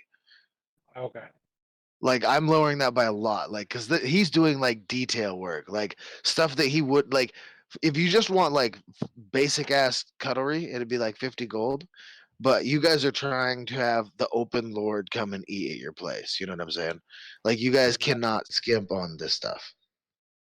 Can I offer to like man the front of his shop while he works? Yeah, most definitely. Like guard his shop while you're going through while he's like doing this fine, delicate shirt stuff. Yeah. So you can like run his front counter for like some extra. Yeah. Yeah, most definitely. Yeah, because like he definitely accepts that fully, so he can work full time on that. And so I'd say he'll be done with all that work in by the end of the 10-day. The woodworking stuff is going to take 12 days. Because he still has to like run a shop and go back and forth and all that. So I'd say that he adds another let's say it'll take an extra 2 days for him to get done with all the woodworking. But that's all paid for and that's done, except for finishing the. I'm saying that the metal guy is also making like mattress springs too and shit like that for you guys for that 100 gold. And then like his price is cut down, but the other ones they only cost 100 gold at average price because you haven't talked to those people yet. Yeah. So I'm taking 300 out of the the fund. Yeah. And so that will be everything you guys need to completely get your whole bar ready. Now, if you want to hire anyone, it will add some more monthly expenses. But right now, with no hirees or anything, it is 10 gold for all your deliveries and all of your supply stuff of resources. And it is only 20 gold per week or per 10 day to maintain your supply. Now we'll roll depending on like a D100, depending on how much it swings one way or the other. Depending on how well you guys did or how bad you did. If you advertised or if you didn't, like your guys' opening night's gonna be hot. You guys have been advertising all over the city, telling everybody Yeah. all about this place. So like, you still don't have a fucking name, but like they know it's gonna be hot Yeah. and they know where it's at. Like, there's no way we're opening without like a week of me going around like promoting it first. Yeah, for sure. So like when you guys are ready to open and like you guys have your full stock and everything like that, just like then we'll get into like the how much it costs per week and all that like little Yeah. fine detail stuff because that's math. I'm not very good at that. Yeah, you're gonna definitely help me out on that. Dom sent me some stuff already Spreadsheet. to yeah, like yeah, there's I guess I have to open other programs. But yeah, we'll get there when we get there. Yeah, it'll be all good. Yeah, so if you're just gonna like go and just pay them straight up, then yeah, you have everything you guys need to. Code. I will say like if you want to go barding or something like that, then like in your free time, you could probably make a few extra bucks. Yeah, I mean, yeah, definitely peruse the town. Yeah, like if you want to just peruse the town, try and make a few extra bucks, roll some perceptions and some performances. Try and find During places all to this, play. you could have Elodia out spreading the word, advertising. I mean, yeah. What does Elodia want to do during this time? Probably advertise and see if I get some recipes, because I'm trying to be a chef at this point, so we don't have Yeah, to so hire I a guess staff. you would do perception and investigation to say like you're going around like advertising for the place and like see if you catch a good smell somewhere and then see if you can find where it's at, and then if you do, then roll persuasion to convince them to give you some recipes. Okay. Uh, Rocket, you want to start first, or you want me to go first? Since we're both doing a little bit of different things. Well,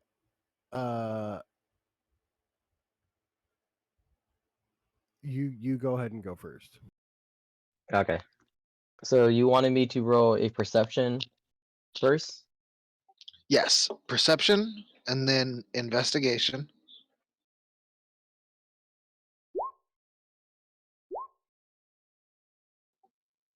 So you have located the first restaurant that you're very interested in. You know exactly where it's at. You're there now. So what do you say to the we're gonna say it is a lunch place. Uh, I'll probably just order a bowl and try it out. See what's good. It's like, man, I really need the recipe of this. Just like Yeah, so nonchalant. you're like, what's your like special? And then yeah, I feel you. So he goes, oh, oh, darling, I cannot possibly give you the recipe to this. This has been in my family for generations. I mean, it's so good though. Like, you gotta give me the recipe. Like like there's no way nobody just makes this. You probably buy it for someone, don't you? Is that why you can't give me the recipe? Oh, how dare you assume something like that? Someone of my pedigree, this restaurant that's been in my family for years and years, since longer than before you were born. That might be true, but if you had the recipe, what's in it? All right, I'm just now saying. persuasion.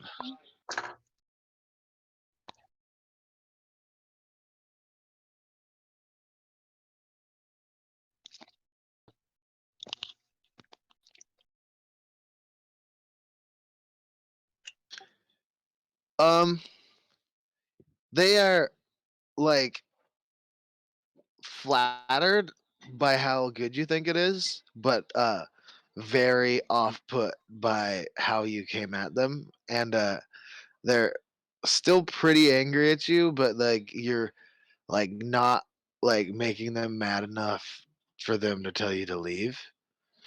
So like they're still just like, I mean, you just think that I'm going to tell you my secret recipe because you nagged me? And That's not. because you did, Yeah. can you roll an intelligence check to try to just taste what's in it? I could try that. Am I allowed Yeah, to do you can that? give that a shot. Yeah, you can give that a shot. Investigation.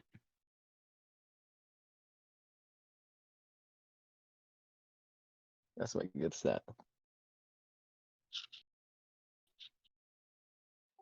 All right, so you taste chicken and peas, and it's in a nice crust. And you can't quite put your finger on the spices. Um, but you know it's in this nice like gravy. And do you say this stuff while you as you're kind of thinking of mulling it over? No, I don't. I keep it to myself.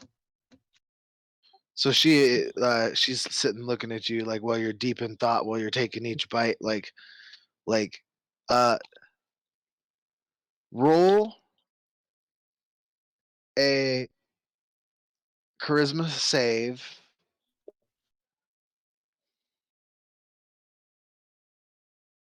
It's my save.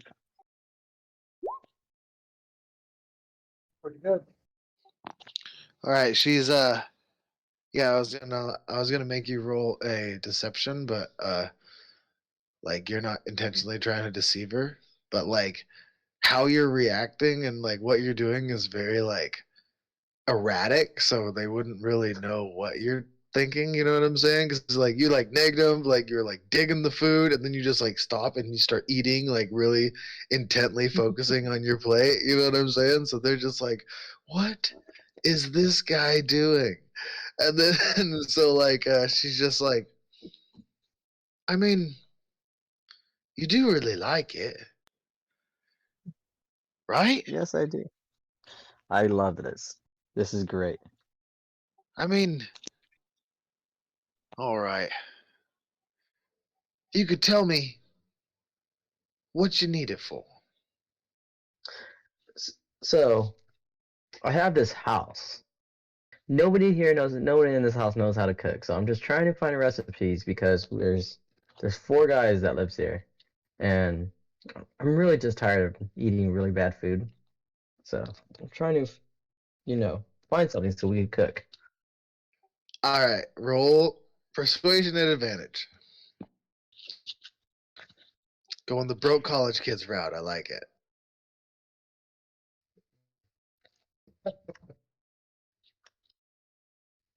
Yeah, that'll do it. You have a recipe for homemade chicken pot pie, and on top of that, she throws in a her own family recipe for hot toddies, which is a drink. That's the spice drink, right? Yep, it's like a spiced apple rum and shit. It's hot. It's a breakfast drink. It's fire as fuck. Perfect.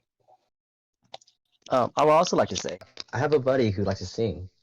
Is there any way he could come and make some coin here later in the night? We are always looking for more places for more people to come and entertain. This is a lunch establishment, so we're looking for something more along the lines of some jazz or some blues or something like that. But um, we are in the guild, so I could give you a list of locations that maybe they could find some more upbeat or whatever style of music that he is attempting to play. We can probably find a place for him around. Ah, perfect. May I have that list? He's gonna love this. You should meet him. His name is Rocket.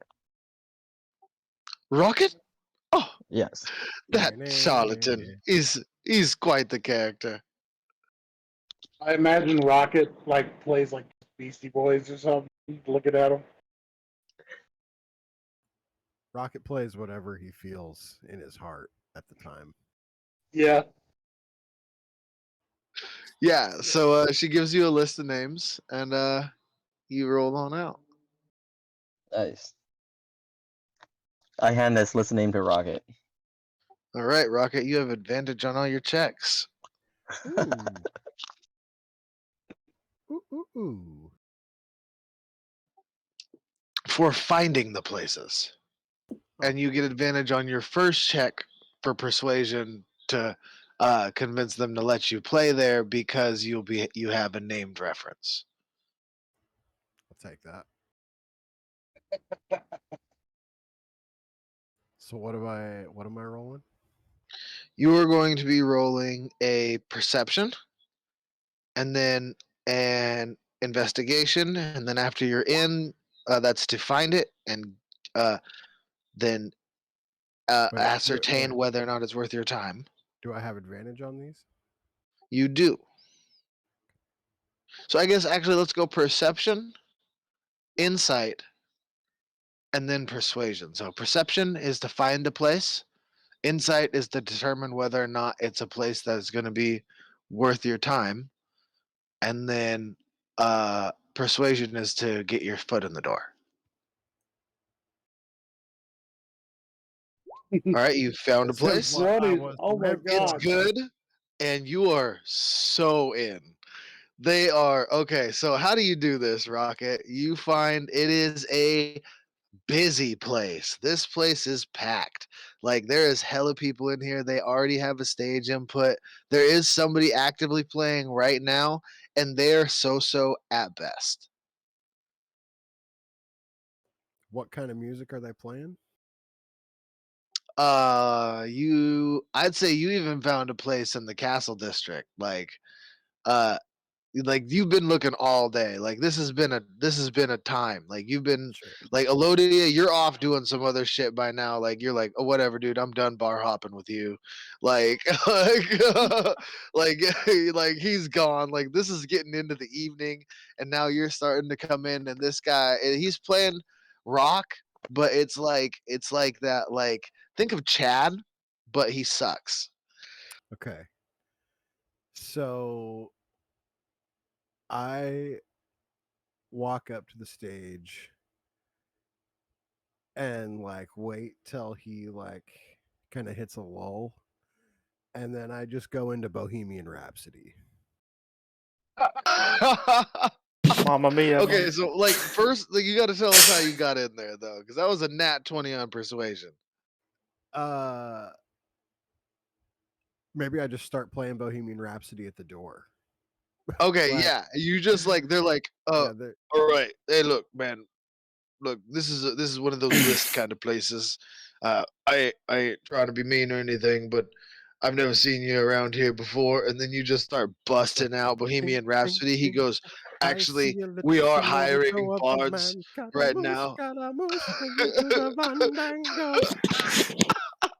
The fucking prestidigitation's going off. It's making this huge Yeah, show of it. yeah, he's got And fireworks going off yeah, behind him, and and he's I just just Scaramouche, I just Scaramouche. walk in, like he's like, yeah, Yeah, I don't know, he and I'm just just like, yeah, Scaramouche, right Scaramouche, through his singing to the legs, and he doesn't even. fandango. He's just stunned. He's just like, what? What? Like put my foot up What? on one of the benches, thunderbolts and lightning, another step, very very frightening me, Galileo, and then like point to someone. They're And then like, he goes back, Galileo, Galileo, like, Galileo oh Figaro. Oh shit! Wait, you know what? Go on. yeah, yeah, and it just goes into it, and then like at the part where everybody like where it gets all soft and calm, I like light people's like candles and things like that. Um, Nothing really matters. Anyone can see. All right, I Yeah, need a yeah. definitely a performance check because now you're taking over the stage, right? Oh yeah, 100%. Do I have advantage? You get advantage on your first performance check because you came in like a goddamn G.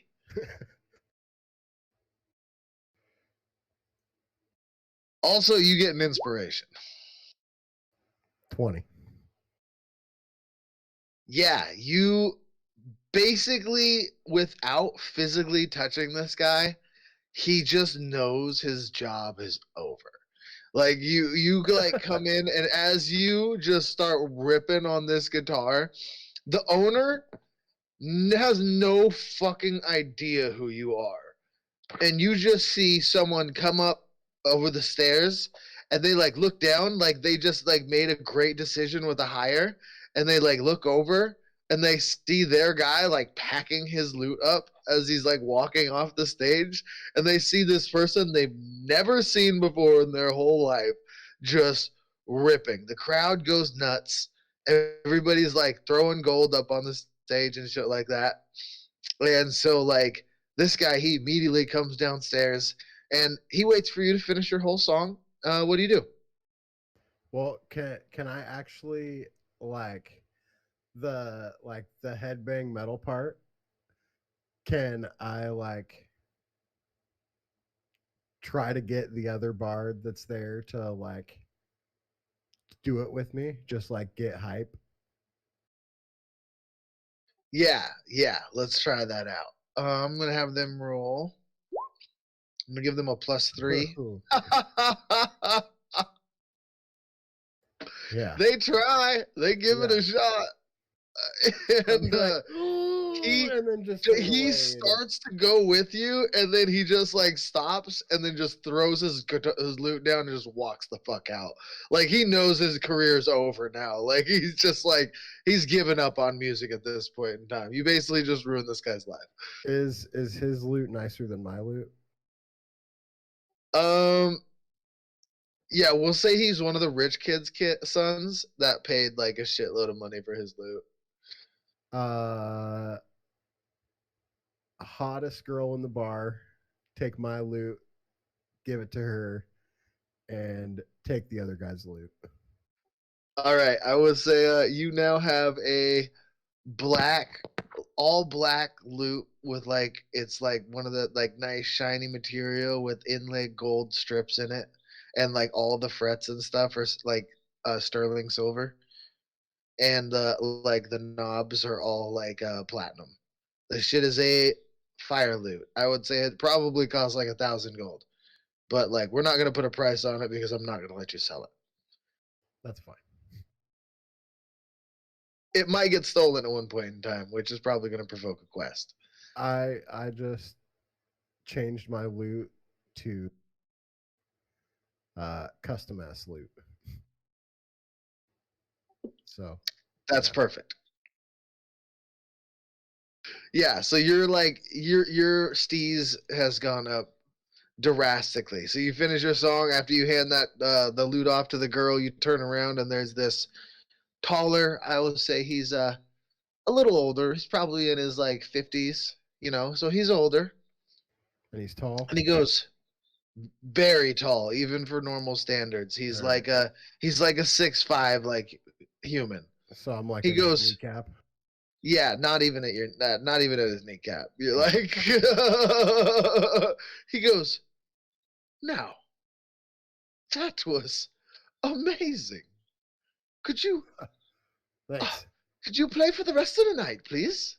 I will pay you. I mean, what are we talking here?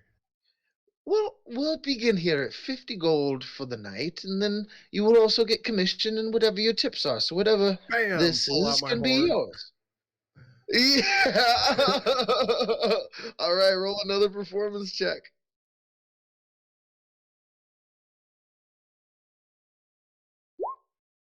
Ooh. This one didn't go as well. He's kind of like sees you ripping on the horn, and you're doing good, like because you've already like I you're mean, riding the high. So they're like, yeah. you know, it's like after you hear a really good song by somebody, and then the next one you're like waiting for it to get good the whole time, but it just doesn't. It's like I'm playing 90s ska music when they really want punk rock. Yeah. So like it's good music, but it's just not fitting the vibe very well. And you see him like standing down there, and like there's no money flying I- up on stage anymore. Can And like I- he kind of like points over to the loot. Yeah, I was again. like, can I like try to read the crowd and go for my loot? Yeah. I'll say do an insight check.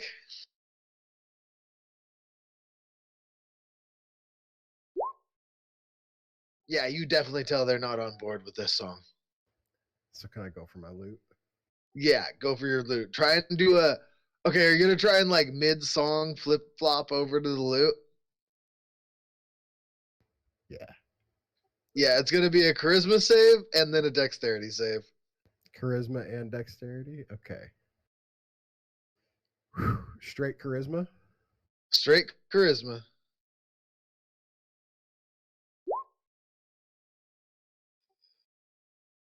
And, oh, you said a save? Yeah, charisma save. A save is a why does that say +6?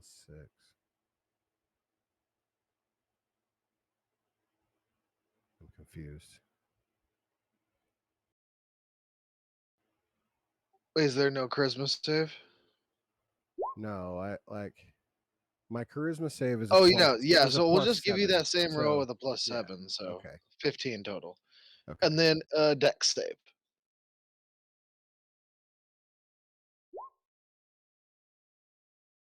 All right, so now do a performance check at disadvantage. And I'll tell you why all this happened in a second.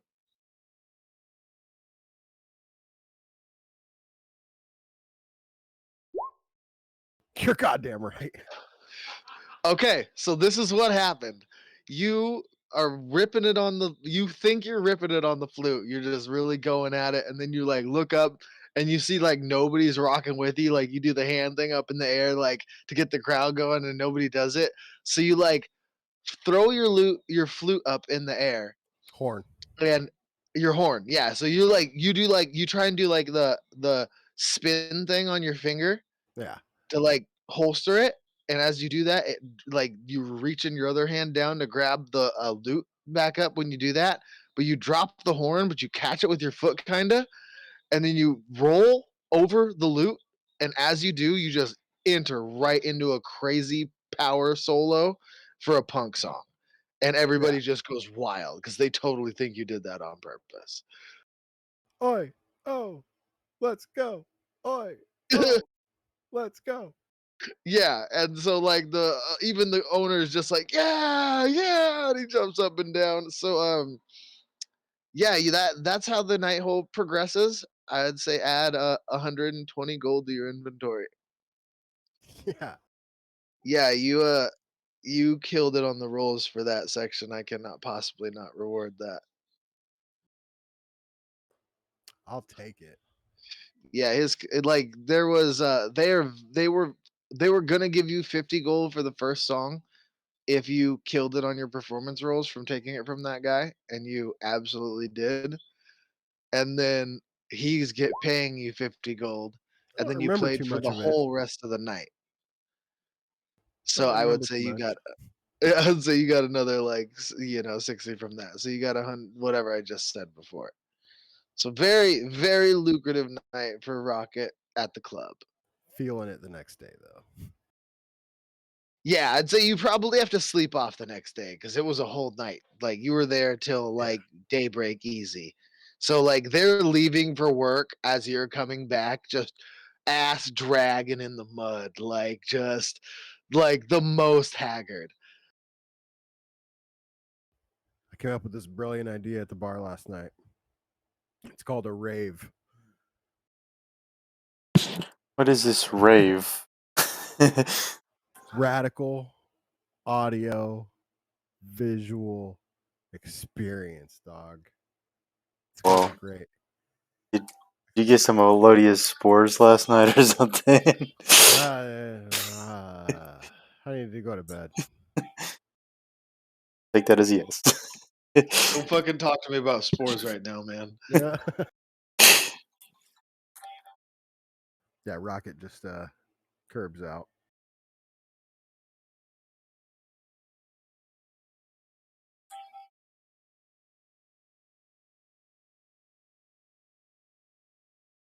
I can't hear you, Dom. I can barely hear you.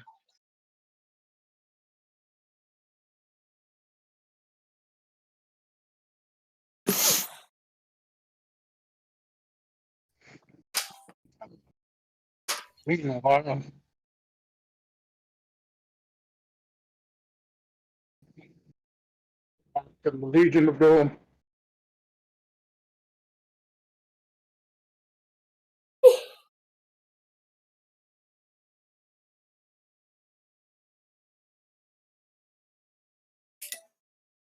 All right, so what's up?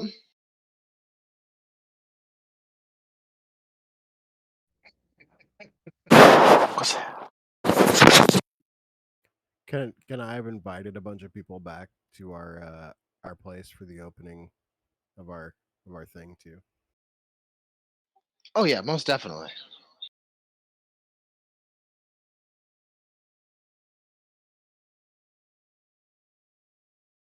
Yeah, just like walking out, like date's not assured yet. I'll definitely be playing there.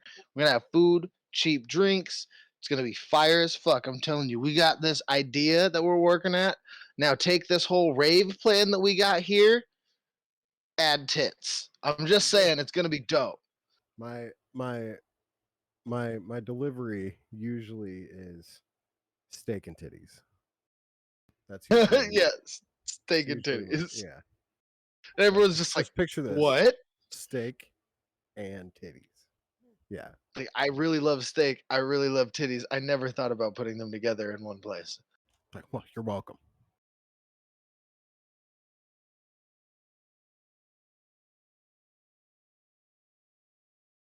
Like, yeah, it was just a random joke that is now fully turning into we're making a strip club. Like, Are we gonna? but it's a bed and breakfast during the daytime. But Bed at and nighttime, breakfast. up on strippers. Are we naming it steak and titties? I mean, that's not a It's short just like joke, the sign so I flops do over. like it more. You just magically enchant the sign to where every time, as soon as nightfall hits, it changes over from steak to titties. I like it. It's just like steak, right? And as soon as nighttime hits, it goes, "Ew, titties." And you don't even have to magically do it, just like Rudy. Okay, every time, as soon as it's fully nighttime, switch it over to titties. It's gotta go from an old English text and like just writing to from steak, and then just turn on like a neon sign that says titties. Yeah, yeah. I fucking love it. I'm here for it.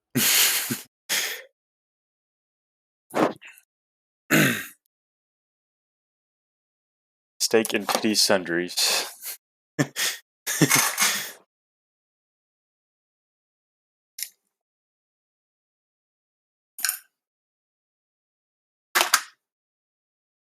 Okay, so what I'm thinking is we could have Elodia search for one more location. This would be the next day while Rocket's passed out. And this would be day 2 before the encounter. So you would have one more day to go search around Elodia or do something else that is on your mind. Well, I'll probably have to garden because I didn't plant in those seeds yet, so that's probably all I do for that day. All right, that sounds good. All right, so now we're going to go into the encounter, which I will build.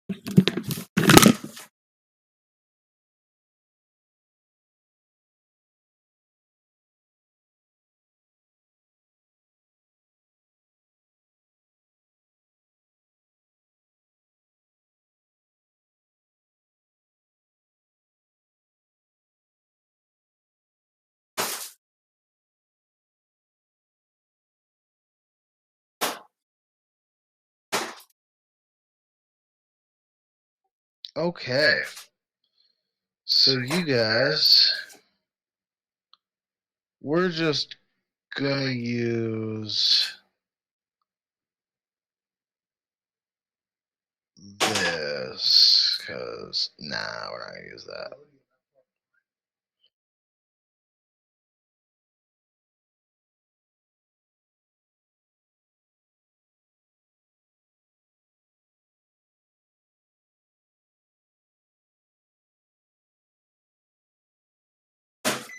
Yeah, no, we're gonna use this. You guys are in the sewers. I'm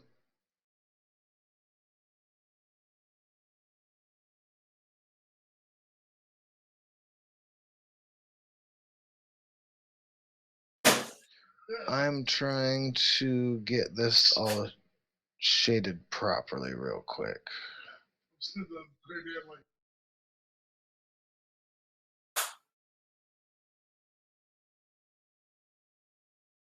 So background information, I guess, is necessary. If you guys didn't know, the whoever you guys are guarding right now is the waste management. So you guys are guarding the sewers.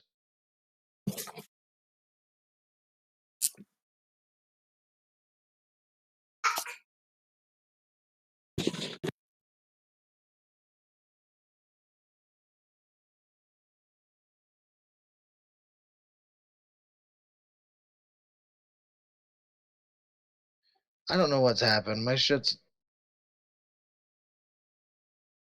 There we go. I figured it out. I was trying to like drag my shit. It wasn't dragging. There we go. Okay, cool. We're getting there. We're getting there. I'll just let everybody watch because fuck it, right? Now we need. It is Klimdok.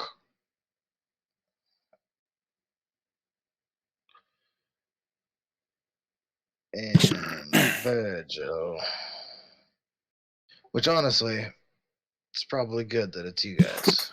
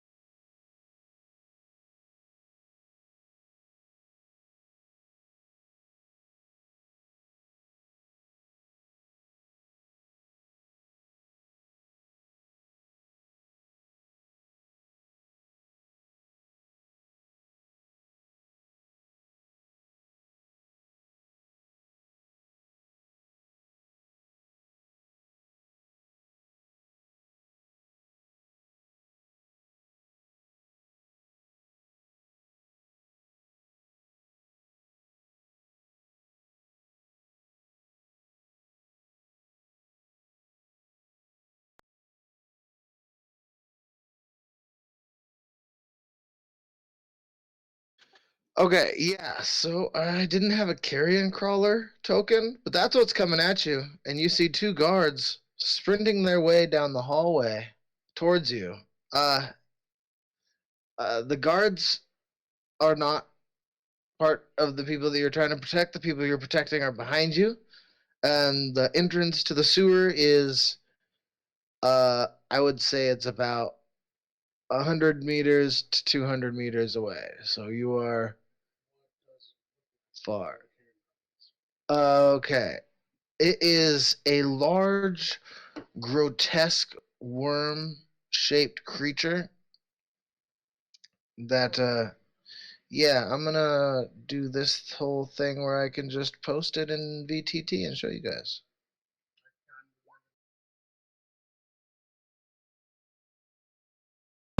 Nice.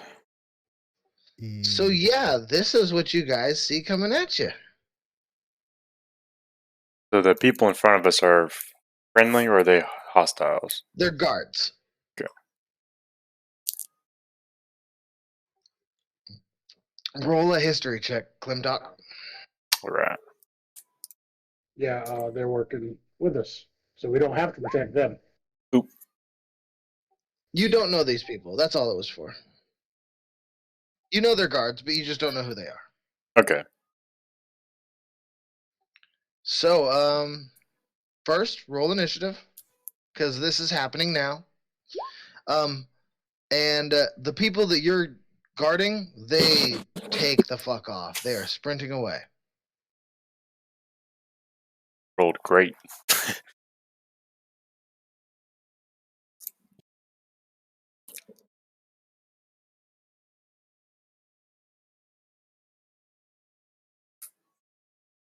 Klimtok is super fast.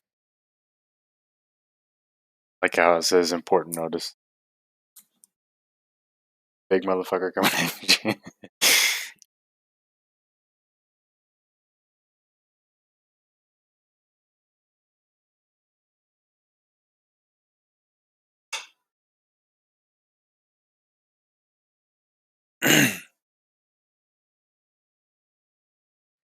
That's weird.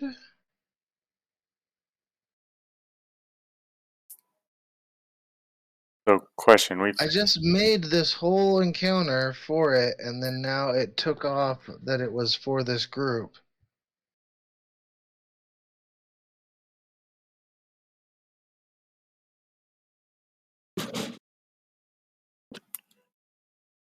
quick question. We've totally had some long rests between now and then, right? Our scarecrow fight. Oh yeah, most definitely. Yeah, You we- guys are it's fully days. ready to go. This is 3 days after that. Okay. Okay, well,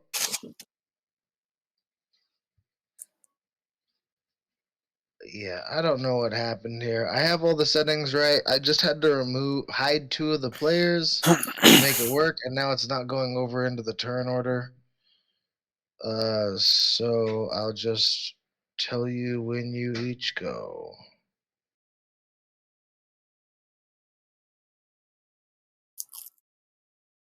Should be able to, if you wanted to. Oh, yeah, you got it. Oh yeah, it worked that time. Cool, convenient.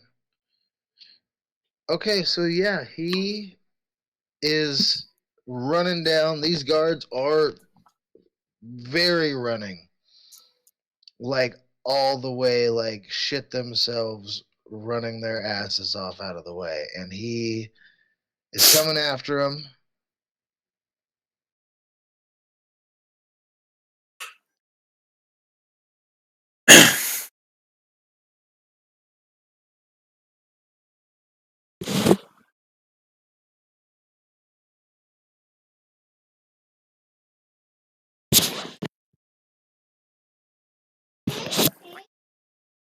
And you see tentacles come forward and let's see if they are done doing what I'm thinking they might be done doing. They try to grab this guard, and like it grabs at his arm, and he like chops off the tentacle that was grabbing it with the sword, and he like spins away. But you see like his like the one that did hit him is just it's like starting to blacken, and like you can see his veins are starting to like looks like he's starting to go into rot already from getting hit just the once. And he's not too massively fucked up, but no, never mind. He's really fucked up. What are you guys gonna do?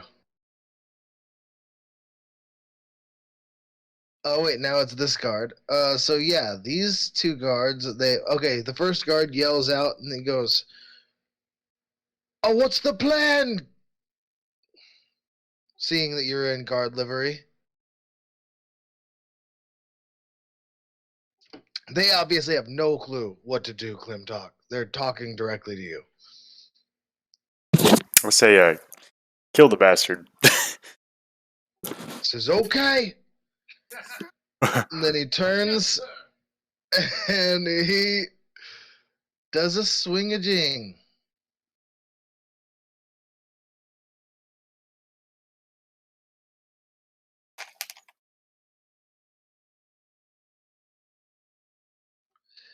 He goes to stab this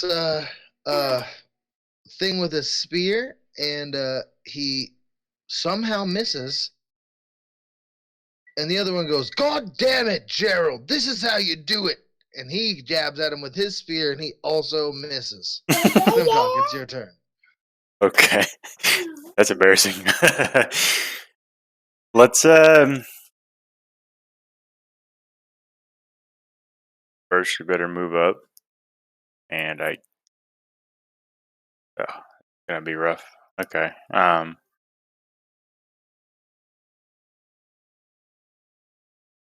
You can occupy an ally space and then move out of it after your turn. Oh yeah, you already know that. yeah, I was like, I forgot. We're like 3 of us are DMs here. yeah, I'm gonna do that, and I'm gonna let's do a long sword, some divine That'll hit. divine smitage on that thing. That, and then divine smites 2d8. So 7. 13 plus 7, so 20 damage. That's correct. And then that's gonna be it for me. He's just like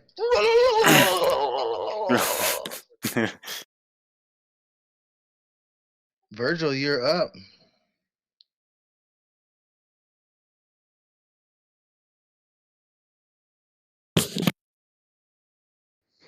So Virgil, seeing everybody act so bravely, was like, "Hey, I'm not going to get stood up or shown up on my own mission."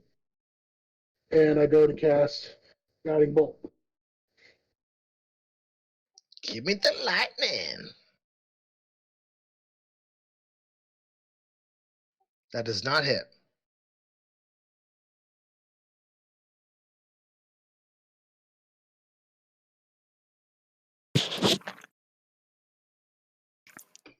All right, it is the Crawler of Carrion's turn. Those guiding bolts are not your friend right now, Virgil. It's 6 damage Guiding Bolt. Honestly, the ones that hit and do just terrible damage make me more angry than the ones. I feel that. So he goes at this first guard again, and he swings at him with some tentacles, but the guard parries the tentacles. And then as he like parries the second one, he left himself open, and he gets snatched up by the carrion crawler and swallowed whole. It's unsettling.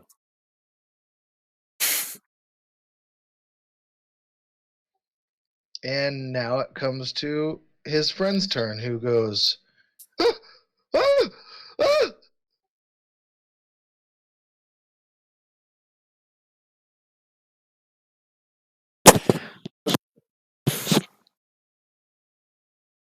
What should I do, boss? I respond, cut it open before it gets digested.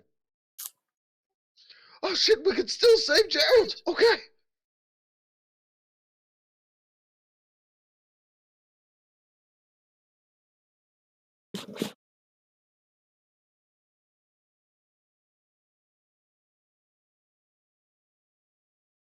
You take both hands with the spear, and he tries ever so mightily to just stab deep inside of it, and it like you could see the tip went through, kinda. Like, good job, Billboard. I forgot all their names. I know Gerald's the one that's inside. That's all we got. And that brings us to Klimtok. All right, that ain't gonna do it, Bill. You just stand back a little bit. Let's go for a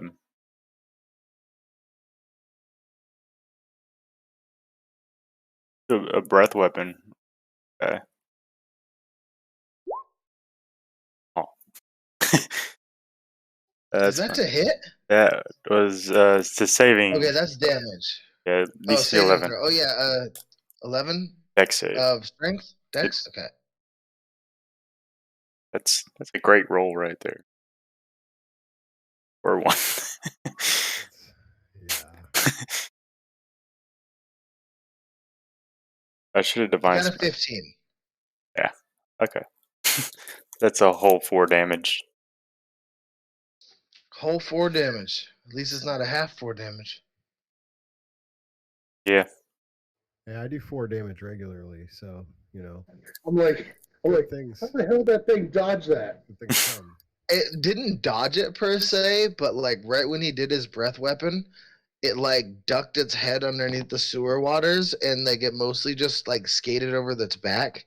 So it didn't like dodge it. It mostly mitigated it by like soaking itself in shit water. Ew. Whatever you got to do to survive. Oh, that's nasty. Oh, that's just nasty. All right, you're up, Virgil. Virgil 2. Virgil. I kind of look at my holy symbol. I'm like, what? Why is this thing working? I try to cast. Got it bolts again. God damn it. You like pound it on your leg and blow on it, and then like do it again. It just like goes off to the side and hits a wall. You're like, son of a bitch. Damn shit water, Virgil. That's what it is. It's obviously on the enemy team's team.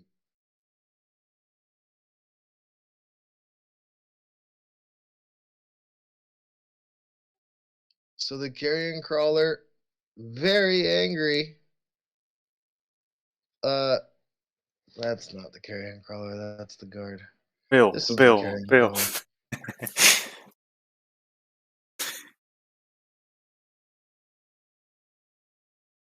He swings tentacles, and this guy is frantically just swinging his way like all these tentacles, and he chops off a good chunk of them coming at him, and then he goes to bite him, and he dodges towards you, and you kind of grab him and like pull him out of the way at the last second, and then as the jaws come back, you like push him back into his spot, and he's just like, "Oh my god, thank you." Be like, "That was mostly you, dude. Good job, man. Let's kill this thing. Come on." Like, Got this, Bill. I have faith in you. he goes, it's goddamn Jeffrey, but whatever. I don't know how many times we've changed this name, but like it's just never gonna be right from now on. Bill, just believe in the power of Bahamut. You'll be okay. He like looks at you kind of like in the eyes. He's like, the power of Bahamut? The ancient dragon just. And then like a dragoon. Ah, and then he like with perfect precision and like goddamn man of Sparta, spears the dragon for his max damage of 8 damage. I told you, Bill. It's just gotta believe. He's like, you gotta just feel it in your soul, that type of shit, right? Yeah, something like that. All right, you up, Flint Doc? See, Bill, I'll show you. Long sword and never mind, Bill. You go to swing and like you don't hit shit. You just like right into the shit water and you splash some on Bill and he's like, dude, not a good time for jokes. So Virgil. It can't be another 8, Virgil. It can't be.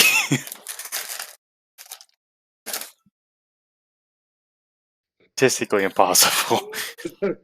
All right, third time's a charm. Fuck this Yeah, That's there you gonna go. do it. guy. 10 radiant damage. 10 radiant damage.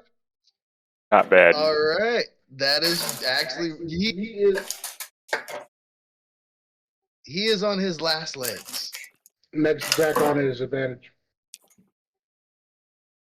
He is just like he kind of like recoils. He's twitching, not slightly, but he's definitely twitching. And so he like rears back and he's gonna go for you this time. Clem Talk. Oh yeah.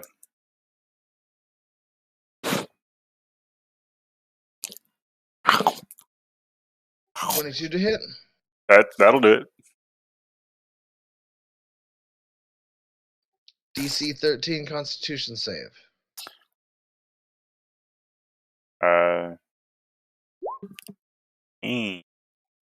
Saved it. All right. So you got hurt. Took 3 damage. And that was all. That was it. Can do that. Now it's Guard's turn.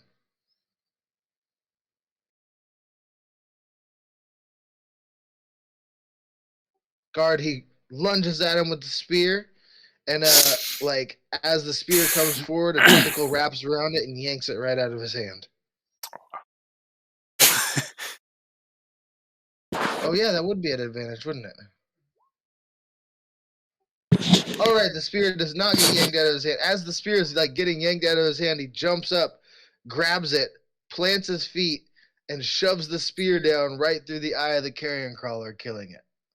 Yeah, Bill, that's what I'm talking about. Say it with me, Bahamut. He's like, Bahamut, Bahamut. Yeah, you just gained a new follower to your religion. Hell He's yeah! now 100% sure through the power of Bahamut and Klim Talk. He's like, got this shit. I'm like, you guys want to finish cutting that thing open? Yeah, we probably should get Gerald before he, you know. I'm gonna try to cut it open. Yeah, he so give me a strength and a dexterity check.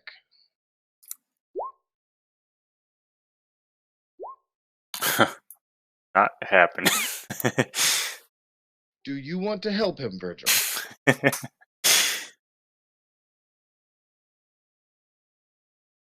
Yeah, so roll both those again. Okay. Nat 20. Oh, no. All right, so I will say it takes you a while to get him out.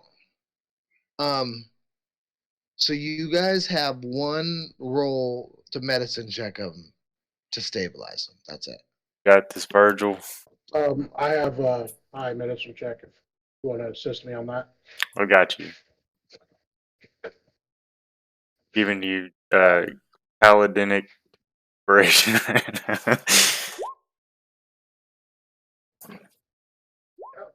That 19. does it. He is stabilized. Very good. I could have just laid on hands him, but Yeah, that's true. But I needed to make this a check. okay. So y'all get to carry his ass back to the guardhouse. You escort the rest of them out of there, and yeah, that was day 3 on the job. I give Virgil a high five. Good job. This high five you speak of. I'm playing. Yeah, I guess it'd probably be like a 4, so I'm a dragonborn, like a whatever a dragonborn can look. A high claw. Yeah. So you guys each gain a renown point with the Force Gray, All right. and you have not finished your quest yet, Virgil, but you're on track for getting your renown point for your own faction. So what are these renown points for? To be honest, no fucking clue. We need to be keeping track of this stuff. You guys keep track of your own renown points. This is for something later on. To be honest with you, it is something later on that you guys have to. It's for. There's a power struggle later on. You guys will have to be a part of, and your renown points will depend on how much sway you have in the power struggle.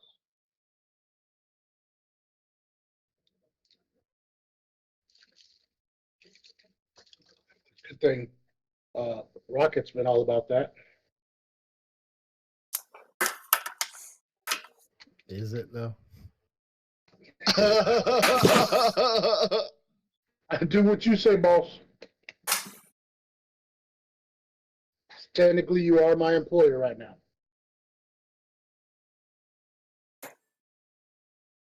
Something he decided on his own. Yeah. He's just Alright. telling you that, by the way, like just in case you were wondering, you're my boss now. Yeah, like we talked about it. We're like, of all the people, we're like, well, Rocket's the one that's trying to make the business start up, so probably he would be the one that you would think is your employer. He's like, oh, this is gonna be interesting. All right, but we're gonna call it today tonight, guys. He fought another monster in the sewers, and it didn't have to come from some type of bodily excrement slime, so that's good. Oh yeah. I'm changing. It's the first time for everything. I was trying to grow as a person, as a DM. Well, slowly drifting away from that Rick and Morty content. I could put another shit slime in here.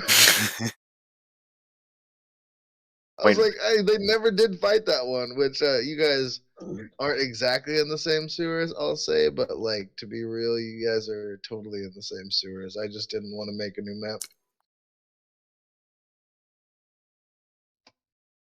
Also, by the way, side note, Troll Skull Alley has a sewer entrance right on the end of your guys' street. So I'm just letting you guys know that for future reference. As long as it's not under the bar. Telling us It's that not directly under the bar, no, but it is on Is your it street. towards the other bar? Actually, right in front of the other bar. Okay, that's good to know. we're gonna get attacked All by a right. shit monster. That was pretty good for freestyle on most of that session again. Oh yeah. Excited for this And bar. you guys did fantastic. I got some special. Those some crazy rolls. Actually, Elodia, if you want to do another search real quick before we head out for your last day. Oh no, you said you wanted to do your gardening. Never mind. Yeah, I have to plan everything and get everything prepped for when we do open. All right. So yeah, so we'll go into day 4 when we get back. Nice. Gucci. Thank you guys all for playing. You guys almost have a fully functional bar. You guys are just whatever equals 12 9 days. 8 days. 8 days away. Nailed it. Math. I got a question for you, man. Before we get out of here, did we get any experience from that last battle? Oh yeah. So your last battle gave you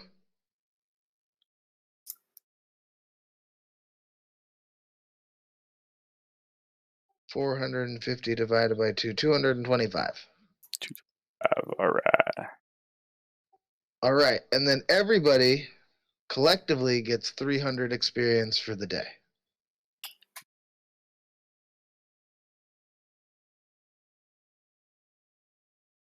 Yeah, this pushes us up a level, doesn't it? Yeah, that's level 3. Is that level 3 for Yeah. everybody? Level Yeah. 3.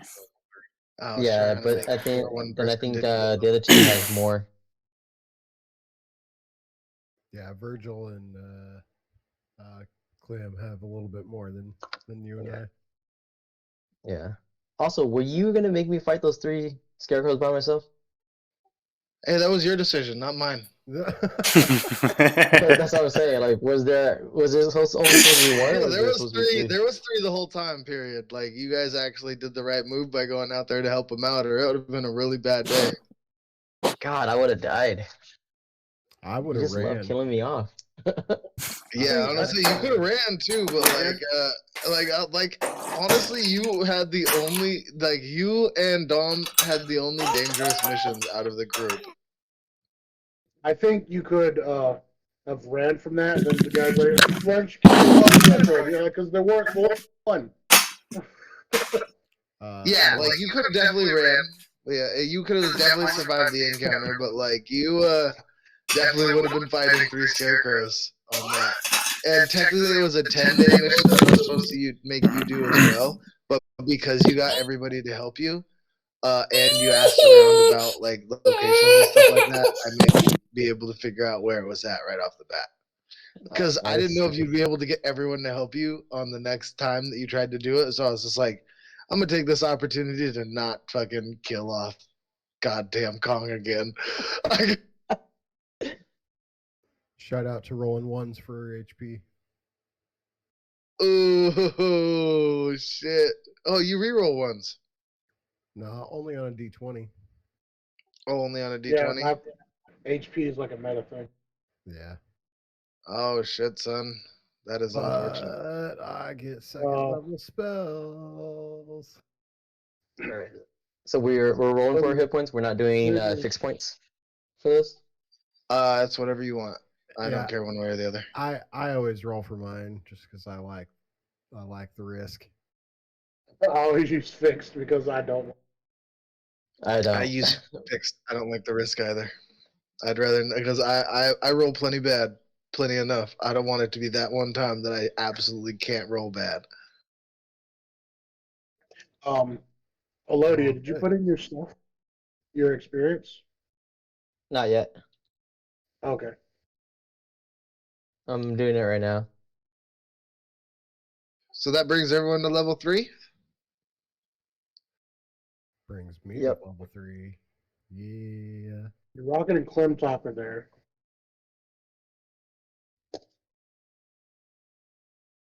Because the There we go. 250, Yeah, Elodia's the at level 250 3 for that carrion crawler, that was only for Klimtok and Virgil. The 300 Yeah. overall, that went to everyone. Yeah. Or it was 150 actually. No, yeah, it was 225. It was 225.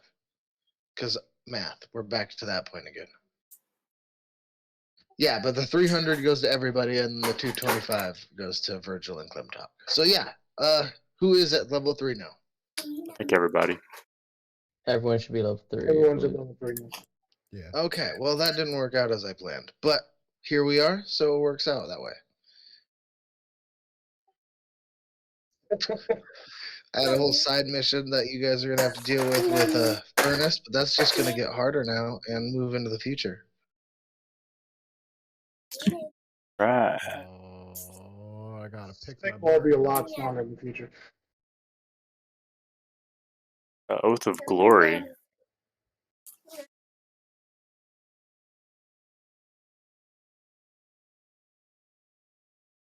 Better than Oath. All right, so much congratulations. Fantastic work. I'm gonna sign off. All right, Thank you guys for playing. thanks for running. Thank you guys if you're watching. Appreciate you. Aye, Captain. Have a good night, y'all. Later, guys. Cheers. Later. Peace, guys.